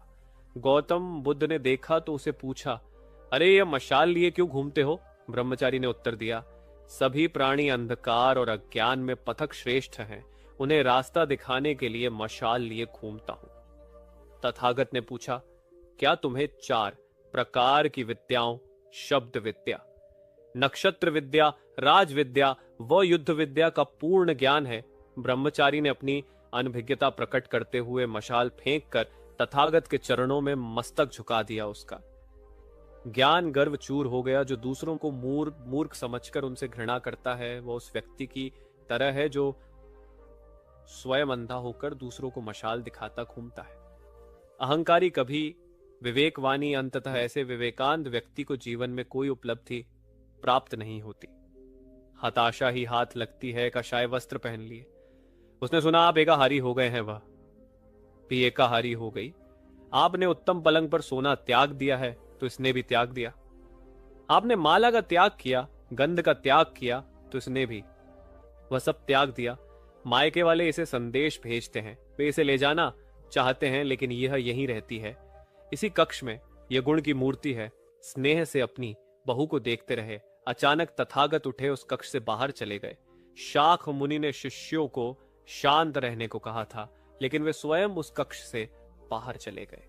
मैं हमेशा सोचता हूं उस पल क्या होगा उनके मन के भीतर, कैसे कैसे विचार उठते होंगे। क्या संबोधि एक लघु क्षण होता है या दीर्घ क्षण? क्या संबोधि एक अनंत अभ्यास है? क्या संयम उसका गरुड़यान है? धम्म पद का 13वां श्लोक बार बार याद आता है, यथा गारम दुछेन बुट्टी सम विभजती एवं अभाविप चित्तम राघो संति विभज। घर की छत मजबूत ना हो, सही तरह से उसे घास फूस से ढका ना गया हो, तो बरसात के दिनों में उसमें से पानी रिसता है, घर भर में फैल जाता है। उसी तरह ध्यान और एकाग्रता हमारे व्यक्तित्व की छत है। एक दिन एक व्यक्ति बुद्ध के पास पहुंचा। वह बहुत अधिक तनाव में था। अनेक प्रश्न उसके दिमाग में घूम घूम कर उसे परेशान कर रहे थे, जैसे आत्मा क्या है, आदमी मृत्यु के बाद कहां जाता है, सृष्टि का निर्माता कौन है, स्वर्ग नरक की अवधारणा कहां तक सच है, और ईश्वर है या नहीं। उसे इन प्रश्नों के उत्तर नहीं मिल रहे थे। जब वह बुद्ध के पास पहुंचा तो उसने देखा कि बुद्ध को कई लोग घेर कर बैठे हैं। बुद्ध उन सभी के प्रश्नों व जिज्ञासाओं का समाधान अत्यंत सहज भाव से कर रहे हैं। काफी देर तक यह क्रम चलता रहा, किंतु बुद्ध धैर्य पूर्वक हर एक को संतुष्ट करते रहे। बेचारा व्यक्ति वहां का हाल देखकर परेशान हो गया। उसने सोचा कि इन दुनियादारी के मामलों में पढ़ने से क्या लाभ, अपना भगवत भजन करें और बुनियादी समस्याओं से ग्रस्त इन लोगों को भगाए। किंतु बुद्ध का व्यवहार देखकर तो ऐसा लग रहा था मानो इन लोगों का दुख उनका अपना दुख है। आखिर उस व्यक्ति ने पूछ ही लिया, महाराज आपको इन सांसारिक बातों से क्या लेना देना? बुद्ध बोले, मैं ध्यानी नहीं हूं और इंसान हूं। वैसे भी वह ज्ञान किस काम का जो इतना घमंडी और आत्म केंद्रित हो कि अपने अतिरिक्त दूसरे की चिंता ही ना कर सके। ऐसा ज्ञान तो अज्ञान से भी बुरा है। बुद्ध की बातें सुनकर व्यक्ति को उलझन दूर हो गई। उस दिन से उसकी सोच व चरण दोनों बदल गए। कथा का सार यह है कि ज्ञान तभी सार्थक होता है जब वह लोक कल्याण में संलग्न हो। महात्मा बुद्ध ने युवक को सत्संग का महत्व समझाया। महात्मा बुद्ध एक गांव में ठहरे हुए थे। वे प्रतिदिन शाम को वहां पर सत्संग करते थे। भक्तों की भीड़ होती थी, क्योंकि उनके प्रवचनों से जीवन को सही दिशा बोध प्राप्त होता था। बुद्ध की वाणी में गजब का जादू था। तब बुद्ध ने उसे समझाया, यदि इसी तरह उसे पानी में निरंतर डालते रहोगे तो कुछ ही दिनों में यह छेद फूल कर बंद हो जाएंगे और टोकरी में पानी भर पाओगे। इसी प्रकार जो निरंतर सत्संग करते हैं उनका मन एक दिन अवश्य निर्मल हो जाता है। अवगुणों के छिद्र भरने लगते हैं और गुणों का जल भरने लगता है। युवक ने बुद्ध से अपनी समस्या का समाधान पा लिया। निरंतर सत्संग से दुर्जन भी सज्जन हो जाते हैं, क्योंकि महापुरुषों की पवित्र वाणी उनके मानसिक विकारों को दूर कर उनमें सद्विचारों का आलोक प्रसारित कर देती है। एक आदमी को बुद्ध ने सुझाव दिया कि दूर से पानी लाते हो क्यों नहीं अपने घर के पास एक कुआं खोद लेते, हमेशा के लिए पानी की समस्या से छुटकारा मिल जाएगा। सलाह मानकर उस आदमी ने कुआं खोदना शुरू किया, लेकिन 7-8 फीट खोदने के बाद उसे पानी तो गया, गीली मिट्टी का भी चिन्ह नहीं मिला। उसने वह जगह छोड़कर दूसरी जगह खुदाई शुरू की, लेकिन 10 फीट खोदने के बाद भी उसमें पानी नहीं निकला। उसने फिर तीसरी जगह कुआं खोदना शुरू किया, लेकिन यहां भी उसे निराशा ही हाथ लगी। इस क्रम में उसने आज 10 फीट के 10 कुएं खोद डाले, लेकिन पानी कहीं नहीं मिला। वह निराश होकर बुद्ध के पास गया। उसने बुद्ध को बताया कि मैंने 10 कुएं खोद डाले, मगर पानी एक में भी नहीं निकला। बुद्ध को आश्चर्य हुआ। वे स्वयं चलकर उस स्थान पर आए जहां उसने 10 गड्ढे खोदे हुए थे। बुद्ध ने उन गड्ढों की गहराई देखी और सारा माजरा समझ गए। फिर वे बोले, 10 कुएं खोदने की बजाय एक कुएं में ही तुम अपना सारा परिश्रम लगाते तो पानी कब का मिल गया होता। तुम सब गड्ढों को बंद कर दो, केवल एक को गहरा करते जाओ, पानी निकल आएगा। उसने बुद्ध को बात मानकर ऐसा ही किया। परिणाम स्वरूप कुआं पूर्ण होते ही पानी निकल आया। सबने भगवान बुद्ध की जय जयकार की धन्ना। सेठ के पास 7 पुष्टके के पालन पोषण जितना धन था उसका। व्यापार चारों तरफ फैला हुआ था, किंतु फिर भी उसका मन अशांत रहता था। कभी धन की सुरक्षा की चिंता, तो कभी व्यापारिक प्रतिस्पर्धा में आगे निकलने का तनाव। चिंता और तनाव के कारण वह अस्वस्थ रहने लगा। उसके मित्र ने उसकी गिरती दशा देखी तो उसे बुद्ध के पास जाने की सलाह दी। सेठ बुद्ध के पास पहुंचा और अपनी समस्या बताई। बुद्ध ने उसे सांत्वना देते हुए कहा, तुम घबराओ मत, तुम्हारा कष्ट अवश्य दूर होगा। बस तुम यहां कुछ दिन रहकर प्रभु का ध्यान किया करो। बुद्ध के कहे अनुसार सेठ ने रोज ध्यान करना शुरू कर दिया, किंतु सेठ का मन ध्यान में नहीं लगा। वह जैसे ही ध्यान करने बैठता उसका मन फिर अपनी दुनिया में चला जाता। उसने बुद्ध को यह बात बताई, किंतु बुद्ध ने कोई उपाय नहीं बताया। थोड़ी देर बाद जब सेठ बुद्ध के साथ वन में सायकालीन भ्रमण कर रहा था तो उसके पैर में एक कांटा चुभ रह गया। वह दर्द के मारे कराने लगा। बुद्ध ने कहा, बेहतर होगा कि तुम जाकर कांटे को निकाल दो, तब इस दर्द से मुक्ति मिल जाएगी। सेठ ने मन कड़ा कर कांटा निकाल दिया। उसे चैन मिल गया। तब बुद्ध ने उसे समझाया, ऐसे ही लोभ मोह क्रोध घमंड व द्वेष के कांटे तुम्हारे मन में कड़े हैं। जब तक अपने मन की संकल्प शक्ति से उन्हें नहीं निकालो, अशांत ही रहोगे। सेठ का ज्ञान बुद्ध के इन शब्दों से दूर हो गया और उसने निर्मल हृदय की राह पकड़ ली अपनी को। जो प्रवृत्तियों से मुक्ति के लिए संकल्पबद्ध अनिवार्य है, जब तक व्यक्ति दृढ़ निश्चय ना कर ले वह अपनी गलत आदतों से मुक्त नहीं हो सकता। बुद्ध की शिक्षा से गांव का उद्धार हुआ। एक युवक ने बुद्ध से आकर कहा, मेरा गांव अशिक्षित है, मैं अपने परिवार से झगड़ कर थोड़ा बहुत पढ़ पाया हूं आगे और पढ़ना चाहता हूं, किंतु सभी रोक रहे हैं। घर के लोग सोचते हैं कि खेती में खूब पैसा है और उसके लिए किसी शिक्षा की आवश्यकता नहीं है। यही सोच गांव वालों की भी है। कृपया आप मेरे गांव चलकर वहां शिक्षा का प्रसार करवाइए। बुद्ध युवक की बात मानकर गांव आ गए। धर्म भीरू ग्रामीणों ने बुद्ध का सत्कार किया और रोज उनके प्रवचन सुनने आने लगे। बुद्ध जब भी शिक्षा का महत्व बताते, ग्रामीण विरोधी मत रखते। एक दिन एक महिला अपने 5 साल के बच्चे के लिए पूछने लगी कि उसे किस उम्र से शिक्षा दिलवाए। तब बुद्ध ने समझाया कि तुम्हें तो 5 वर्ष पूर्व उसकी शिक्षा शुरू कर देनी थी। उसे क्या खाना है, क्या नहीं, कैसे क्या बोलना है आदि बातें शुरू से सिखाओगी, तभी तो वह अपना उचित ख्याल रख सकेगा। बुद्ध की यह बात महिला सहित सभी ग्रामीणों को समझ में आ गई। उन्होंने अपने बच्चों को विद्यालय भेजना शुरू किया। यह समय वर्षा का था। युवक ने लोगों को जल संग्रहण की तकनीक बताई। अधिकांश ने उपहास से किया, किंतु युवक अपना काम करता रहा। बुद्ध का सहयोग प्राप्त था, इसलिए किसी ने उसका खुलकर विरोध नहीं किया। जब गर्मी में भीषण जल संकट के कारण फसलें सूखने लगी तो युवक ने कुएं खुदवा जिनमें जल संग्रहण की तकनीक के कारण खूब पानी निकला। ग्रामीण अब शिक्षा का महत्व समझ चुके थे। धीरे धीरे संपूर्ण गांव शिक्षित हो गया। ज्ञान हर उम्र में अर्जित किया जा सकता है। यही ज्ञान हमें जीवन में आने वाली समस्याओं के समाधान की राह सुझाता है। एक गांव में 2 भाई रहते थे जो अपनी शैतानियां के लिए कुख्यात थे। उन्हें दूसरों को परेशान करने में बड़ा आनंद आता था। वे हर समय किसी न किसी को परेशान करने में लगे रहते थे। गांव के लोगों के साथ साथ उनके माता पिता भी उनकी ऐसी हरकतों के कारण बहुत दुखी थे। जब गांव का कोई व्यक्ति उनके माता पिता के पास उनकी शिकायत लेकर आता तो वे दोनों को बहुत समझाते, किंतु दोनों भाइयों के कानों पर चुभई आहों तक नहीं रेंगती। एक दिन उनकी मां गांव में आए हुए महात्मा बुद्ध के पास गई और अपने बाप बच्चों में किसी भी तरह ईश्वर का भय भर देने का आग्रह किया ताकि वे लोग शैतानी से बातचीत पा जाए। महात्मा बुद्ध ने मां से दोनों को एक एक करके उनके पास भेजने को कहा। मां ने अपने पहले लड़के को महात्मा बुद्ध के पास भेजा। वह जाकर महात्मा बुद्ध के पास बैठ गया। महात्मा बुद्ध ने उससे पूछा, ईश्वर कहाँ है? लड़के की कुछ समझ में नहीं आया और उसने कोई उत्तर नहीं दिया। तब महात्मा बुद्ध ने दोबारा यही सवाल कड़क कर पूछा, तो डर के मारे लड़का वहां से तेजी से भागा और भागते हुए अपने भाई के पास जा पहुंचा तथा बोला, भाई तुम्हें पता है ईश्वर खो गया है और सब लोग इसके लिए हमें ही जिम्मेदार समझ रहे हैं। छोटा भाई भी इतना बड़ा आरोप सुनकर डर गया और उस दिन से दोनों ने शैतानी कर छोड़ दिया।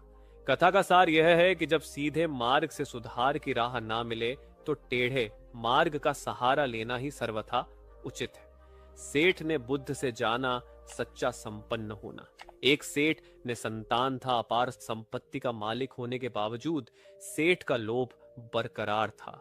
संतान न होने का दुख उसे बहुत था और इस कारण वह न जाने कितने फकीर बाबा और पंडितों के दर पर माथा टेक चुका था, किंतु नतीजा शून्य रहा। एक बार सेठ के नगर में बुद्ध का आगमन हुआ। सेठ ने उनकी बहुत ख्याति सुनी तो अगले ही दिन उनसे मिलने पहुंचा। बुद्ध को अपनी निसंतान के विषय में बताया तो उन्होंने सेठ के सिर पर हाथ रखकर हार्दिक आशीर्वाद दिया। संयोग की बात के कुछ ही समय बाद सेठ को संतान सुख प्राप्त हो गया। वह बुद्ध के प्रति आभार भाव से भर सोचने लगा कि बुद्ध के प्रति उपकार कैसे जताए। विचार करने के उपरांत उसने एक बक्से में बेशकीमती हीरे जवाहरात रखे और बुद्ध के पास पहुंचा। बुद्ध को प्रणाम ने निवेदित कर सेठ बोला, महाराज आपकी कृपा से मुझे संतान का मुख देखने को मिला। मैं आपके लिए कुछ करना चाहता हूं, सो यह तुच्छ भेंट लाया हूं। बुद्ध ने हीरे जवाहरात देखते ही अस्वीकार कर दिए। उन्होंने कहा, मेरे लिए धन व्यर्थ है, इसे तुम ही रखो। जब सेठ अधिक आग्रह हुआ तो बुद्ध बोले, मैं निर्धनों से दान नहीं लेता। आश्चर्यचकित सेठ ने कहा, पर मैं तो निर्धन नहीं हूं, अपार धन संपत्ति मेरे पास है। मेरी तिजोरियां सोने चांदी गहनों व जवाहरा से भरी हुई हैं। रात दिन परिश्रम कर मैं इस संपत्ति को दिन धुनी रात चौगुनी कर रहा हूं, फिर मैं निर्धन कैसे हूं? तब बुद्ध ने समझाया, इसका आशय यह है कि तुम अपनी वर्तमान संपत्ति से तृप्त नहीं हो और अतृप्त व्यक्ति निर्धन ही तो होता है, क्योंकि सच्चा संपन्न तो वह है जो तृप्त हो। बुद्ध की बातों ने सेठ की आंखें खोल दी। संतोष सबसे बड़ा धन और संतोषी सर्वाधिक धनी होता है, क्योंकि इच्छाओं का अंत निर्लिप्त का की परम सुखमय अवस्था को लाता है। एक बार गौतम बुद्ध से अभय राजकुमार ने से प्रश्न किया कि क्या श्रवण गौतम कभी कठोर वचन कहते हैं? उसने सोच रखा था कि नहीं। कहने पर वह बताएगा कि एक बार उन्होंने देवदत्त को नरकगामी कहा था, और यदि हां कहे तो उसने पूछा जा सकता है कि जब आप कठोर शब्दों का प्रयोग करने से स्वयं को रोक नहीं पाते तब दूसरों को ऐसा उपदेश कैसे देते हैं? बुद्ध ने अभय के प्रश्न का आशय जान लिया। उन्होंने कहा, इसका उत्तर ना तो हां में दिया जा सकता है और ना नहीं। मैं अभय की गोद में उस समय एक छोटा बालक था। उसकी ओर इशारा करते हुए बुद्ध ने पूछा, राजकुमार यदि दाई के अनजाने में ये बालक अपने मुख में काट का टुकड़ा डाल ले तब तुम क्या करोगे? मैं उसे निकालने का प्रयास करूंगा। यदि वह आसानी से ना निकल सकता हो तो बाएं हाथ से उसका सिर पकड़कर दाहिने हाथ की उंगली को टेढ़ा करके उसे निकालूं। यदि खून निकलने लगे तो भी मेरा यही प्रयास रहेगा कि वह कांट का टुकड़ा किसी न किसी तरह बाहर निकल आए। ऐसा क्यों? इसलिए कि फंते इसके प्रति मेरे मन में अनुकंपा है। राजकुमार ठीक इसी तरह तथागत जिस वचन के बारे में जानते हैं कि यह मिथ्या या अनर्थकारी है और उससे दूसरों के हृदय को ठेस पहुंचती है, तब उसका वे कभी उच्चारण नहीं करते। पर इसी तरह जो वचन उन्हें सत्य और प्रिय का हितकारी प्रतीत होते हैं तथा दूसरों को प्रिय लगते हैं, उनका वे सदैव उच्चारण करते हैं। इसका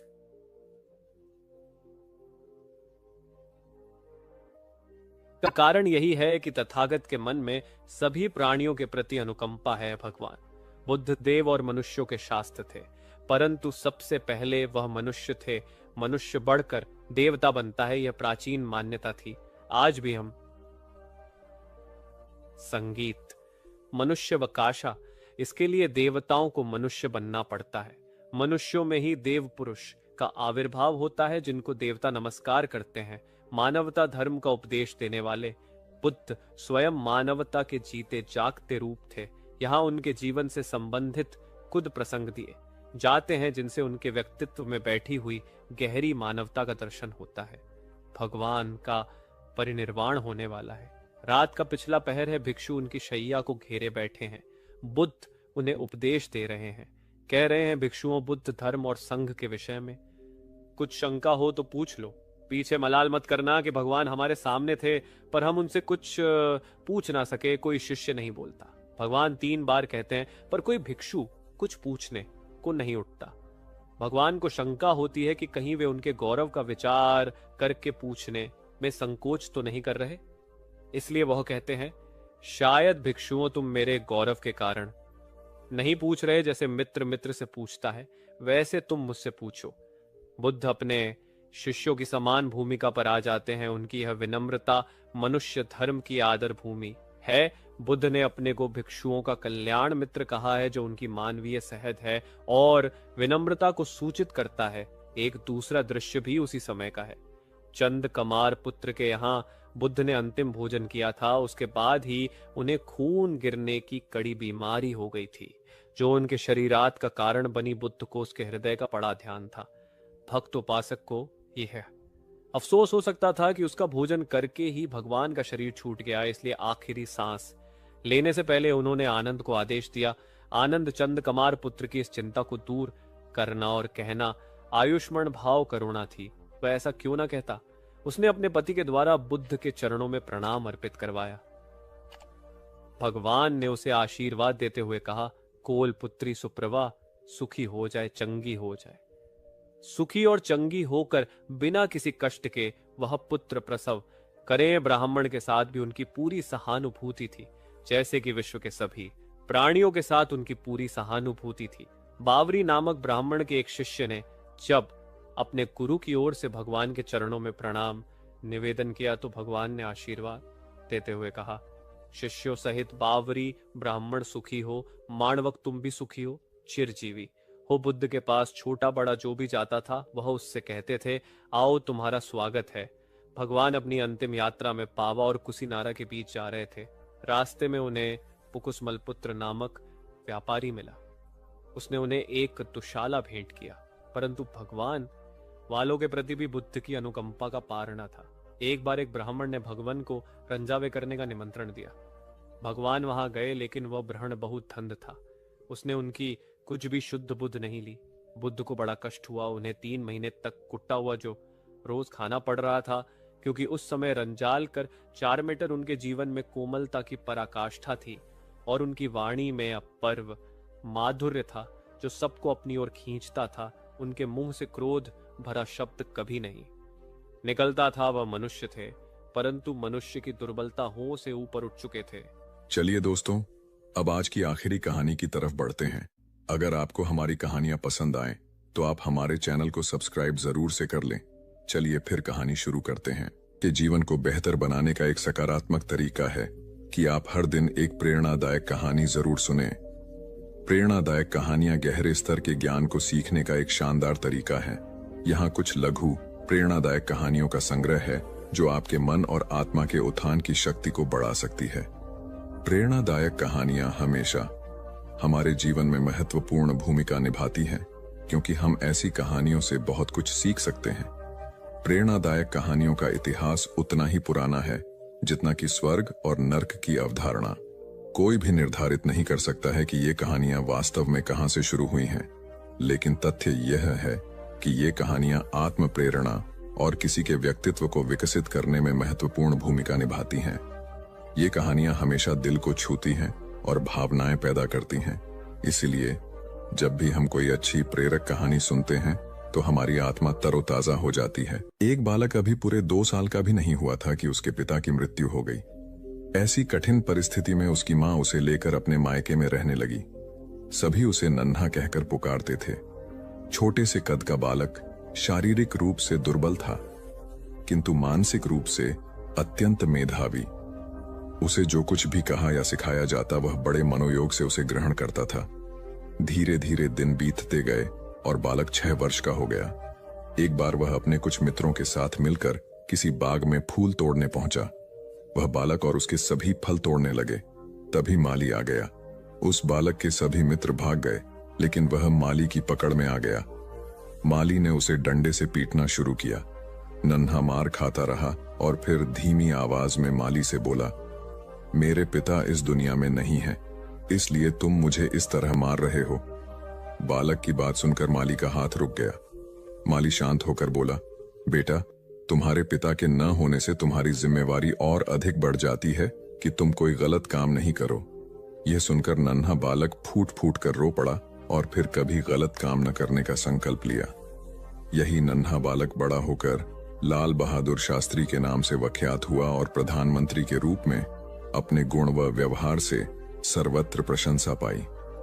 कथा का सार यह है कि माँ बाप के अमूल्य मार्गदर्शन के अभाव की स्थिति में और अधिक जिम्मेदार बनकर आत्मविकास करना चाहिए। 19वीं शताब्दी का एक प्रसंग है। मेदिनीपुर जिले के वीर सिंह नामक गांव में एक माँ अपने पुत्र के साथ रहती थी।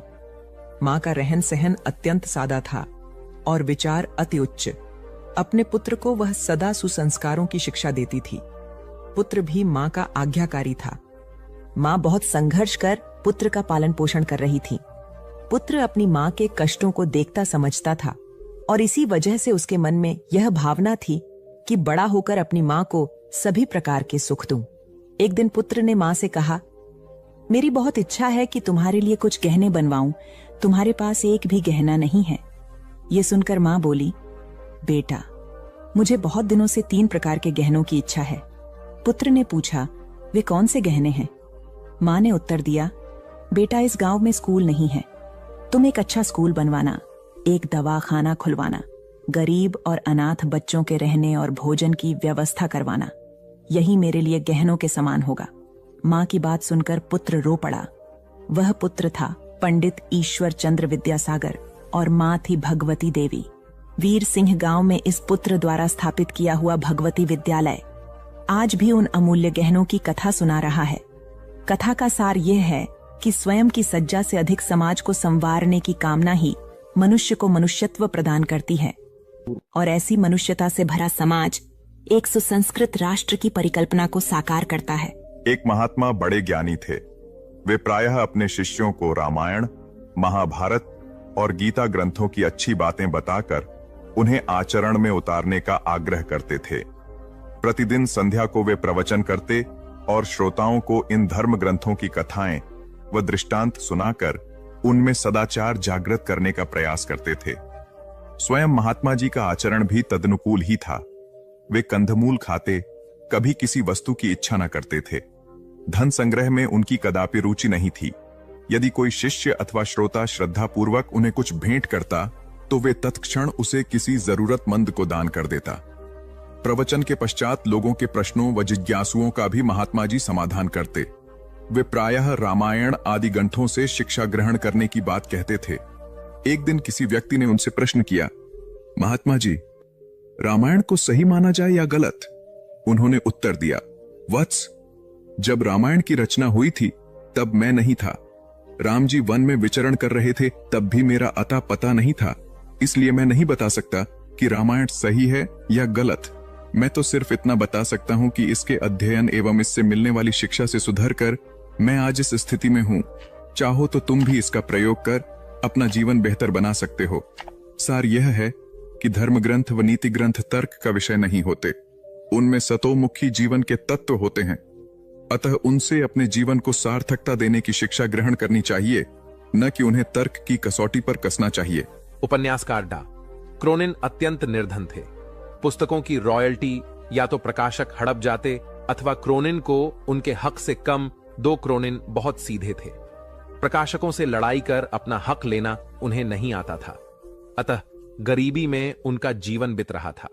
इसी गरीबी में जैसे तैसे उन्होंने चिकित्सा की पढ़ाई पूर्ण की और डॉक्टर बन गया। जब वे चिकित्सा के क्षेत्र में आए तो कुछ लोगों ने उन्हें इसके जरिए पैसा कमाने का तरीका बताया। वे लोगों की बातों में आकर मरीज से मोटी फीस वसूलने लगे।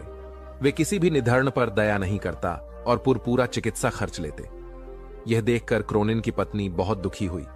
वे अत्यंत दयालु थीं। पति की गरीबों के साथ यह निर्दय देख एक दिन वे बोली, हम गरीब ही ठीक थे, हमसे कम दिल में दया तो थी। उस दया को खोकर तो हम कंगाल हो गए, अब मनुष्य ही नहीं रहे। पत्नी की मर्मस्पर्शी बात सुनकर डा क्रोनिन को आत्माबोध हुआ और उन्होंने अपनी पत्नी से कहा, तुम सच कह रही हो। व्यक्ति धन से नहीं, मन से धनी होता है। तुमने सही समय पर सही राह दिखाई, अन्यथा हम अमानवीयता की गहरी खाई में गिर जाते तो कभी उठ ही नहीं पाते। कथा का निहितार्थ यह है कि जब मनुष्य अपनी मानवीयता की मूल पहचान से डिगने लगता है तो सामाजिक नैतिकता तो खंडित होती ही है, वह स्वयं भी भीतर खोखला हो जाता है, क्योंकि ऐसा उनकी पवित्र संस्कारशीलता बलि चढ़ चुकने के बाद ही होता है। बौद्ध धर्म का व्यापक प्रचार प्रसार हो चुका था। अनेक बौद्ध मठ स्थापित हो चुके थे। सभी मठों में योग्य आचार्य व कुलपित की नियुक्ति की जानी थी, ताकि वे बौद्ध धर्म के समुचित प्रसार में अपनी महती भूमिका निभा सकें। आचार्य व कुलपति की नियुक्ति में उनके ज्ञान और विवेक के अतिरिक्त उनकी परहित रुचि को भी विशेष रूप से परखा जाता था, क्योंकि मठ सामूहिक हितों को प्रमुखता देते थे। एक बड़े बौद्ध मठ के लिए योग्य कुलपति की नियुक्ति उन दिनों चर्चा का विषय थी। उस बौद्ध मठ के आचार्य ज्ञान और विवेक के धनी मोदगल्यायन थे। कुलपति पद के लिए 3 उम्मीदवार थे और तीनों ही योग्य थे, किंतु चुनाव तो एक का ही करना था। अतः तीनों की परीक्षा लेने के लिए तीनों को जंगल में भेजा गया। आचार्य मोदगल्यायन उनकी परीक्षा लेने के लिए पहले ही जंगल में पहुंच गए। उन्होंने मार्ग में कांटे बिछा दिए। संध्या होने तक तीनों उम्मीदवार भी वहां आ पहुंचे। मार्ग में कांटे देखकर तीनों रुके। एक ने कुछ सोचकर अपना रास्ता बदल लिया, दूसरे ने कांटों पर से कूदकर रास्ता पार किया, तीसरा मार्ग से कांटे हटाने लगा ताकि मार्ग दूसरों के लिए निष्कंटक बन जाए। आचार्य मोदगल्यायन ने छुपकर यह देखा। यह सब देखकर आचार्य मोदगल्यायन ने इस तीसरे उम्मीदवार को यह कहते हुए कुलपित घोषित किया कि मठ में सत्प्रवृत्तियों को परंपरा वही डाल सकेगा जो सभी का ध्यान रख सके और अपने आचरण से प्रेरणा देने की क्षमता रखता हो। कथा का सार यह है कि निजी हितों पर सामूहिक हितों को वरीयता देने वाला ही सच्चा नेतृत्व करता होता है। एक गुरु और शिष्य तीर्थाटन हेतु जा रहे थे। चलते चलते शाम घिर आई तो दोनों एक पेड़ के नीचे रात्रि विश्राम के लिए रुक गए। गुरुजी रात्रि में मात्र 3-4 घंटे ही सोते थे, इसलिए उनकी नींद जल्दी पूर्ण हो गई। वे शिष्य को जगाए बिना दैनिक कार्यों से निवृत्त हो पूजा पाठ में लग गए। इसी बीच उन्होंने एक विषधर सर्प को अपने शिष्य की ओर जाते देखा।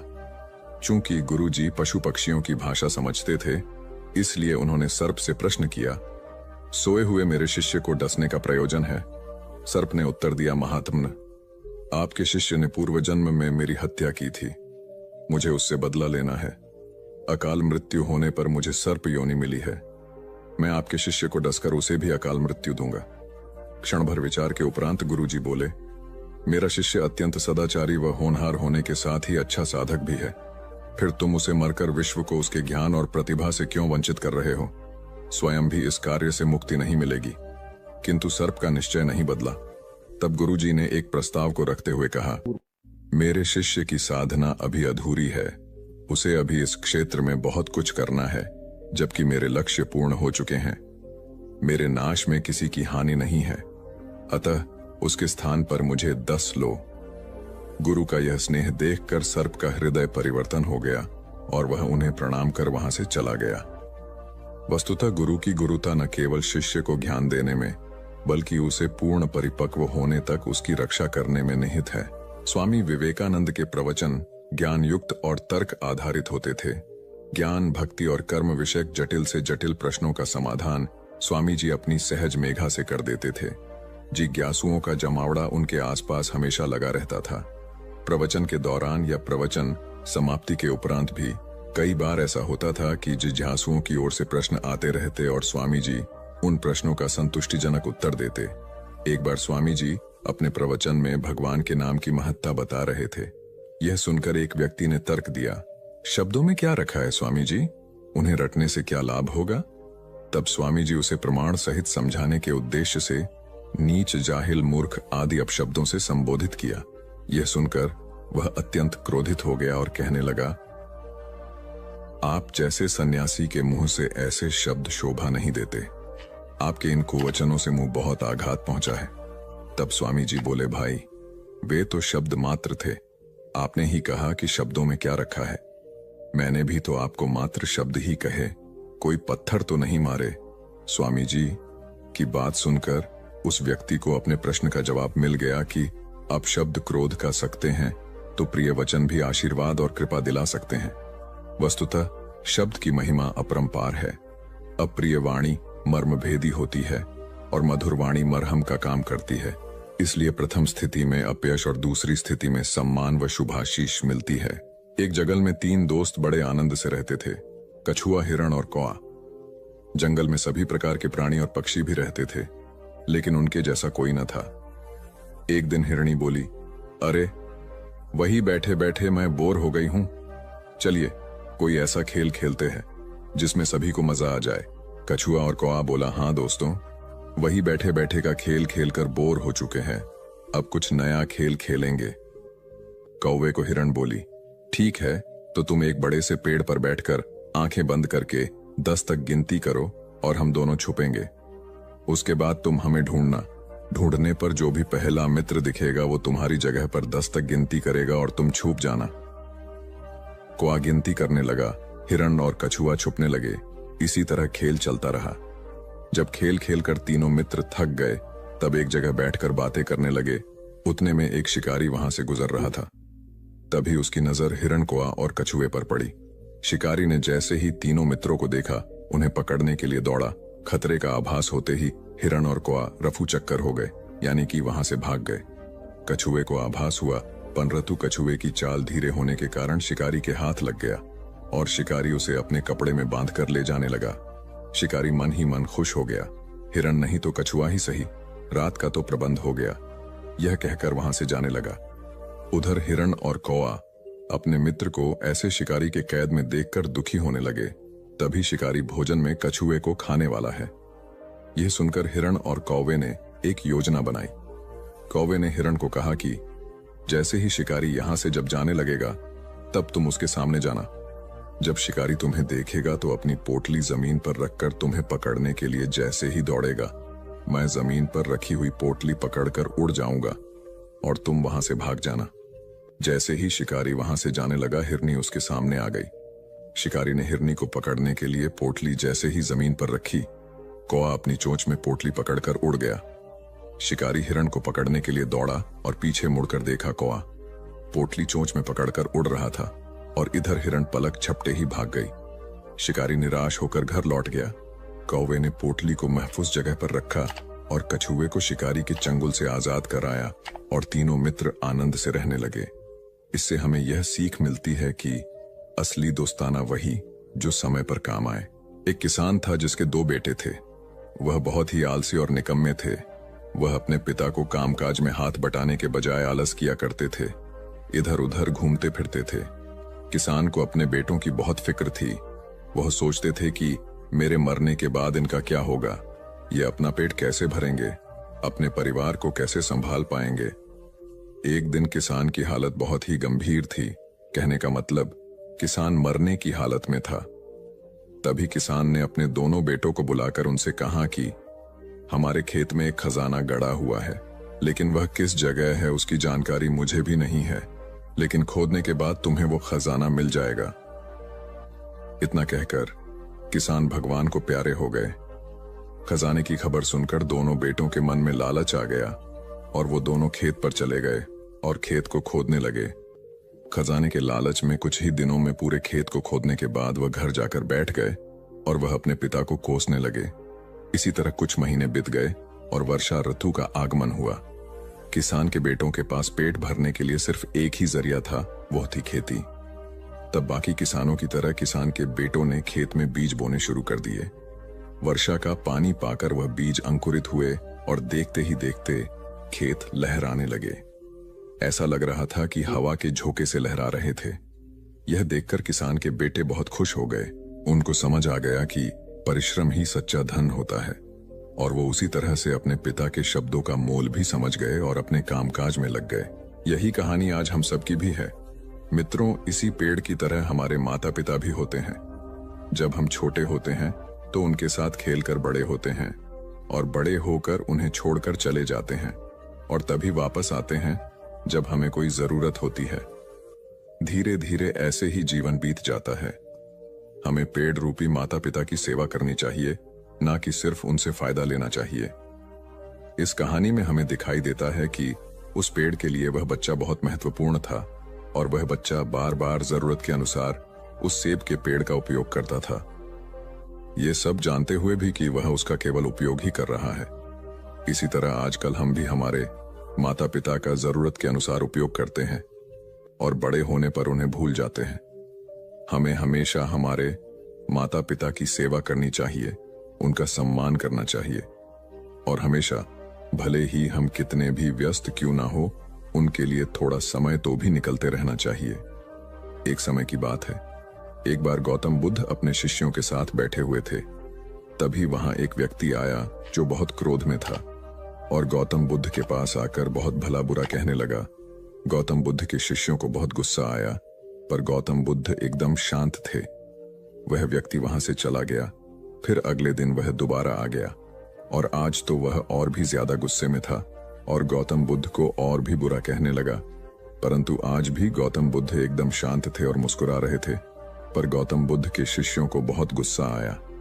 वह व्यक्ति कुछ देर चिल्लाता रहा, फिर चला गया।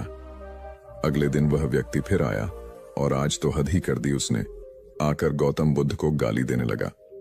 गौतम बुद्ध के शिष्यों को बहुत गुस्सा आया, परंतु आज भी गौतम बुद्ध एकदम शांत थे। इतना कुछ चलता रहा और बुद्ध मुस्कुरा रहे थे। यह क्रम कुछ दिन चलता रहा। फिर उस व्यक्ति ने आना छोड़ दिया। तब उनके एक शिष्य ने पूछा, गुरुजी, आप चाहते तो पहले दिन ही उस व्यक्ति को भगा सकते थे, पर आपने ऐसा क्यों नहीं किया? तब गौतम बुद्ध ने बड़ी नम्रता से कहा, अगर कोई व्यक्ति हमें कोई उपहार दे और हम उसे लेने से मना कर दे तो वह व्यक्ति क्या करेगा? शिष्य ने कहा, वह व्यक्ति अपना उपहार लेकर लौट जाएगा। तब गौतम बुद्ध ने कहा, मैंने भी ऐसा ही किया। उस व्यक्ति ने मुझे उपशब्द रूपी उपहार दिया, मैंने उसे लेने से मना कर दिया, मतलब उस पर कोई भी प्रतिक्रिया नहीं दी, तो व्यक्ति अपने वह अपशब्द वापस लेकर लौट गया। एक व्यक्ति की 3 साल की बेटी थी। एक दिन उस व्यक्ति ने देखा कि उसकी बेटी उसके एक बहुत सुंदर और महंगे गोल्ड पैकिंग पेपर से एक बॉक्स को लपेट रही थी। ये देखकर उस व्यक्ति को बहुत गुस्सा आया है। उसने अपनी बेटी को बहुत डांटा, तुमने मेरे इतनी कीमती पेपर को बेकार कर दिया, वो भी बिना किसी मतलब के। तुम इसे अच्छे काम के लिए उपयोग करती तो अच्छा लगता, पर तुमने एक बेकार से डिब्बे को उसमें लपेट दिया। कुछ दिन बीते, दिवाली का दिन आया। उस व्यक्ति ने अपनी बेटी को गिफ्ट दिया। बेटी ने भी वही सुंदर सा गोल्डन बॉक्स पापा को दिया। उसके पापा पहले तो उसे देखकर बहुत खुश हुए, पर जैसे ही उन्होंने उस डिब्बे को खोला, वह खाली था। यह देखकर उस व्यक्ति ने अपनी बेटी को घूरा और कहा, क्या तुम्हें इतना भी नहीं पता कि किसी को खाली डिब्बा नहीं देते? लड़की कुछ देर शांत रही, फिर बोली, पापा, ये डिब्बा खाली नहीं है। मैंने इसमें बहुत सारे किस आपके लिए रखे हैं। कभी कभी आप जल्दी ऑफिस चले जाते हैं और मैं सोती रह जाती हूं, तो आप इसमें से एक किस ले जा सकते हैं। बेटी की बात सुनकर उस व्यक्ति की आंख भर आई। एक गांव में एक लड़का रहता था। उसके घर की आर्थिक स्थिति ठीक नहीं थी। उसके मन में विचार आया, किसी बड़े शहर में जाकर वह नौकरी करे। वह कलकत्ता गया और नौकरी ढूंढने लगा। बहुत खोज के बाद उसे एक सेठ के घर में नौकरी मिल गई। नौकरी 6 आने रोज की थी। काम था सेठ को रोज 6 घंटे अखबार और किताब पढ़कर सुनाना। लड़के को नौकरी की जरूरत थी, तो उसने वह नौकरी स्वीकार कर ली। एक दिन की बात है, लड़के को दुकान के कोने में 100 के 8 नोट पड़े मिले। उसने चुपचाप उन्हें अखबार और किताबों से ढक दिया। दूसरे दिन रुपयों की खोजबीन हुई। लड़का सुबह जब दुकान पर आया तो उससे पूछा गया। लड़के ने तुरंत ही प्रसन्नता से रुपये निकालकर ग्राहक को दे दिए। वह बहुत ही खुश हुआ। लड़के के ईमानदारी से सबको बहुत प्रसन्नता हुई। सेठ भी लड़के से बहुत खुश हुआ। सेठ ने लड़के को पुरस्कार देना चाहा तो लड़के ने लेने से मना कर दिया। लड़के ने कहा, सेठ जी, मैं आगे पढ़ना चाहता हूं, पर पैसों के अभाव में पढ़ नहीं पा रहा। आप कुछ सहायता कर दें। सेठ ने लड़के की पढ़ाई का प्रबंध कर दिया। लड़का बहुत मेहनत से पढ़ता गया। यही लड़का आगे चलकर बहुत बड़ा साहित्यकार बना। इसका नाम था राम नरेश त्रिपाठी। हिंदी साहित्य में इनका बहुत बड़ा योगदान है। नुकसान का मातम मनाने से नहीं मिलती सफलता। एक बार आकाश नाम का लड़का मायूस बैठा था। उसे व्यापार में बहुत नुकसान हुआ था। बैंक से भी उसने कर्ज ले रखा था, लेकिन नुकसान की वजह से वह किस्त चुकाने की स्थिति में नहीं था। उसे डर लग रहा था कि बैंक वाले दबाव बनाने लगेंगे तो वह क्या करेगा। उसे यह भी समझ में नहीं आ रहा था कि आगे कौन सा काम शुरू करें। जिस बिजनेस में नुकसान हुआ था उसे दोबारा शुरू करने की हिम्मत आकाश में नहीं थी। यही सब सोचकर वह परेशान रहने लगा। एक दिन उसका दोस्त परेश उससे मिलने आया। परेश ने आकाश को देखते ही कहा, क्या बात है यार, बहुत परेशान लग रहे हो। आकाश ने अपनी परेशानी छुपाने की कोशिश करते हुए कहा, कुछ नहीं यार, बिजनेस में थोड़ा उतर चढ़ाव आता रहता है। परेश ने कहा, तुम्हारा चेहरा बता रहा है कि मामला गंभीर है, मुझसे छुपाओ नहीं।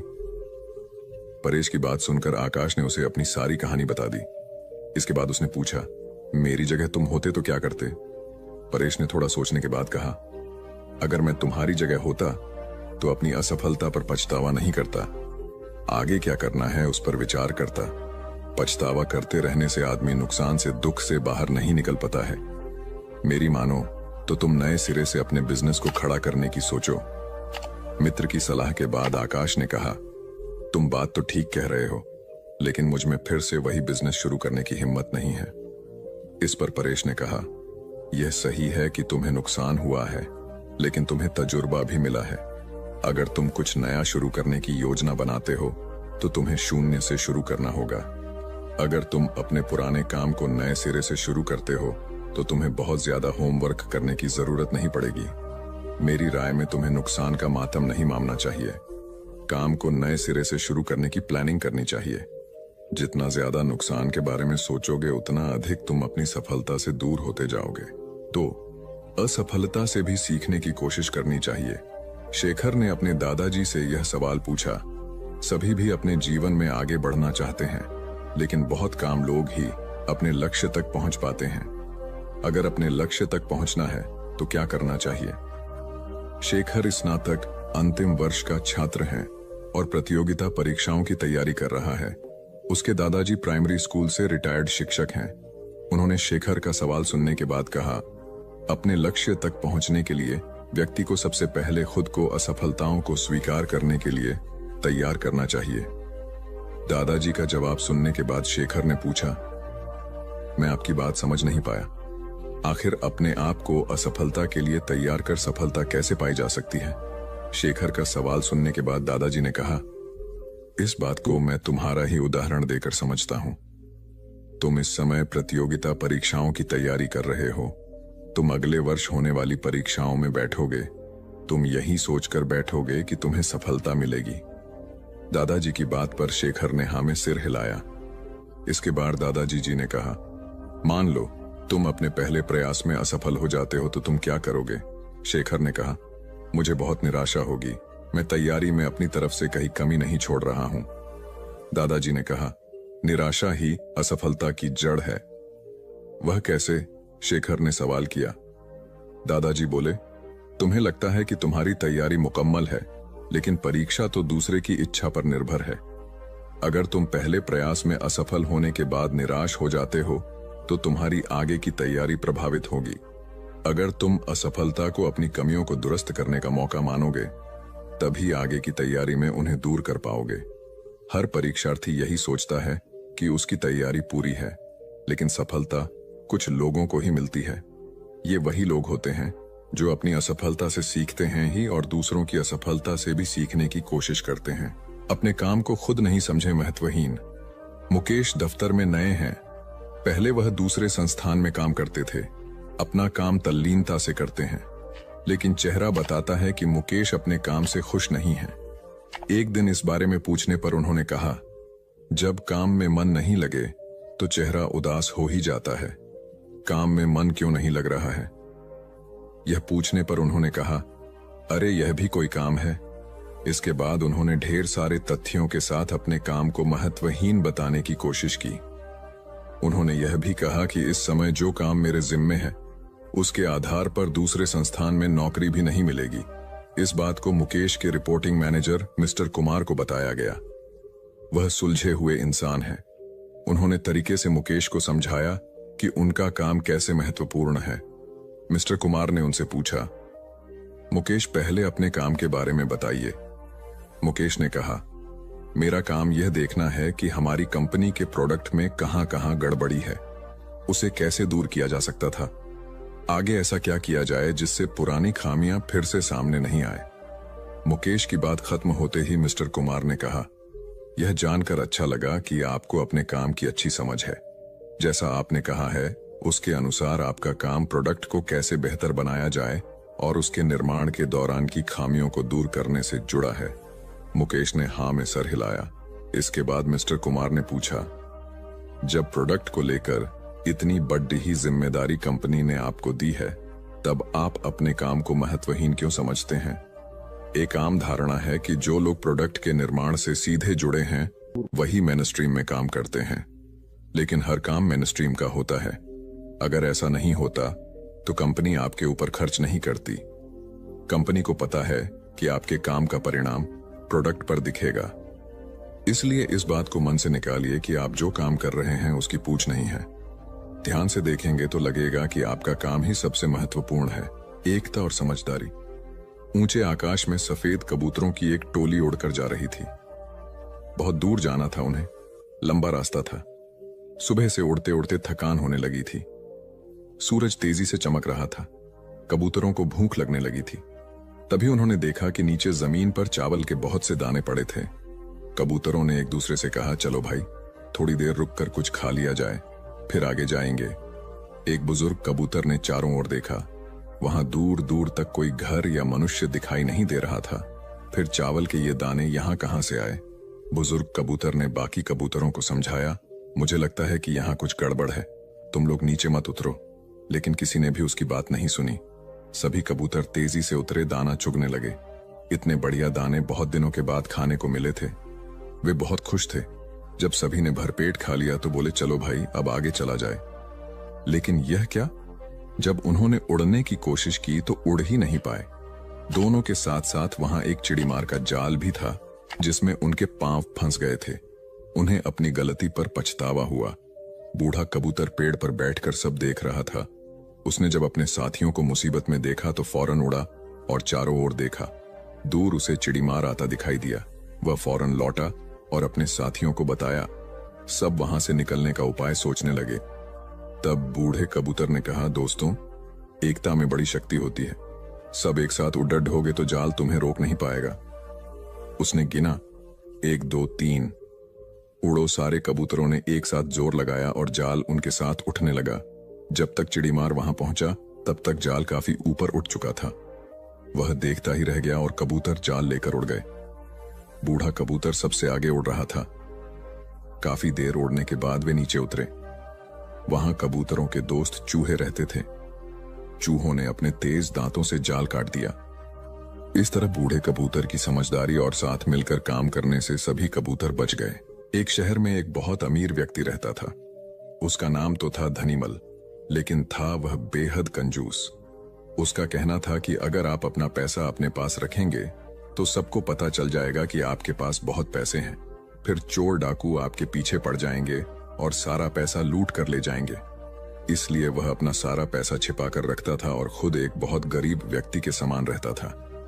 पैबंद लगे कपड़े, घिसे हुए जूते, रूखा सूखा खाना, यह सब देखकर लोग उसे भिखारी समझते थे। जिनको पता था कि वह धनवान है वे उसे कंजूस कहकर बुलाते थे। एक दिन धनीमल को अपनी संपत्ति को चोरों से बचाने का एक बहुत बढ़िया उपाय समझ में आया। उसने सारे पैसों से बहुत सा सोना खरीद लिया और फिर सारे सोने को पिघलाकर उसका एक बड़ा सा गोला बना लिया। उसने शहर के बाहर जाकर एक पुराने कुएं के पास एक गड्ढा खोदा और सोने का वह गोला उसमें डालकर गड्ढा बंद कर दिया। वह अब निश्चिंत था। अपनी तसल्ली के लिए वह रोज रात को आकर गड्ढे में देख लेता था कि उसका सोना वहां है या नहीं। उसे विश्वास था कि कोई भी चोर इस जगह के बारे में नहीं जान पाएगा, लेकिन ऐसा नहीं हुआ। धीरे धीरे पूरे शहर में यह चर्चा होने लगी कि धनीमल रात में शहर के बाहर जाकर कुछ करता है। एक रात जब उसने गड्ढा खोद कर देखा तो सोना वहां से गायब था। उसे गहरा सदमा लगा और वह चीख कर रोने लगा। उसके रोने की आवाज सुनकर बहुत से लोग वहां आ गए। धनीमल रो रो कर अपना दुख बताने लगा। तब उसके एक पड़ोसी से उसे कहा, धनीमल तुम एक भारी पत्थर इस गड्ढे में रख दो और समझ लो कि वही तुम्हारा सोना है। यह सुनकर धनीमल को बहुत गुस्सा आया। तुम मेरे सोने को पत्थर जैसे बता रहे हो। वह बोला, देखो धनीमल, वह सोना तुम कभी इस्तेमाल तो करते नहीं थे, एक पत्थर की तरह यहाँ उसे दबा कर रख दिया था, तो फिर यहाँ सोना हो या पत्थर, क्या फर्क पड़ जाता है? उसका पड़ोसी बोला, बात तो ठीक ही थी।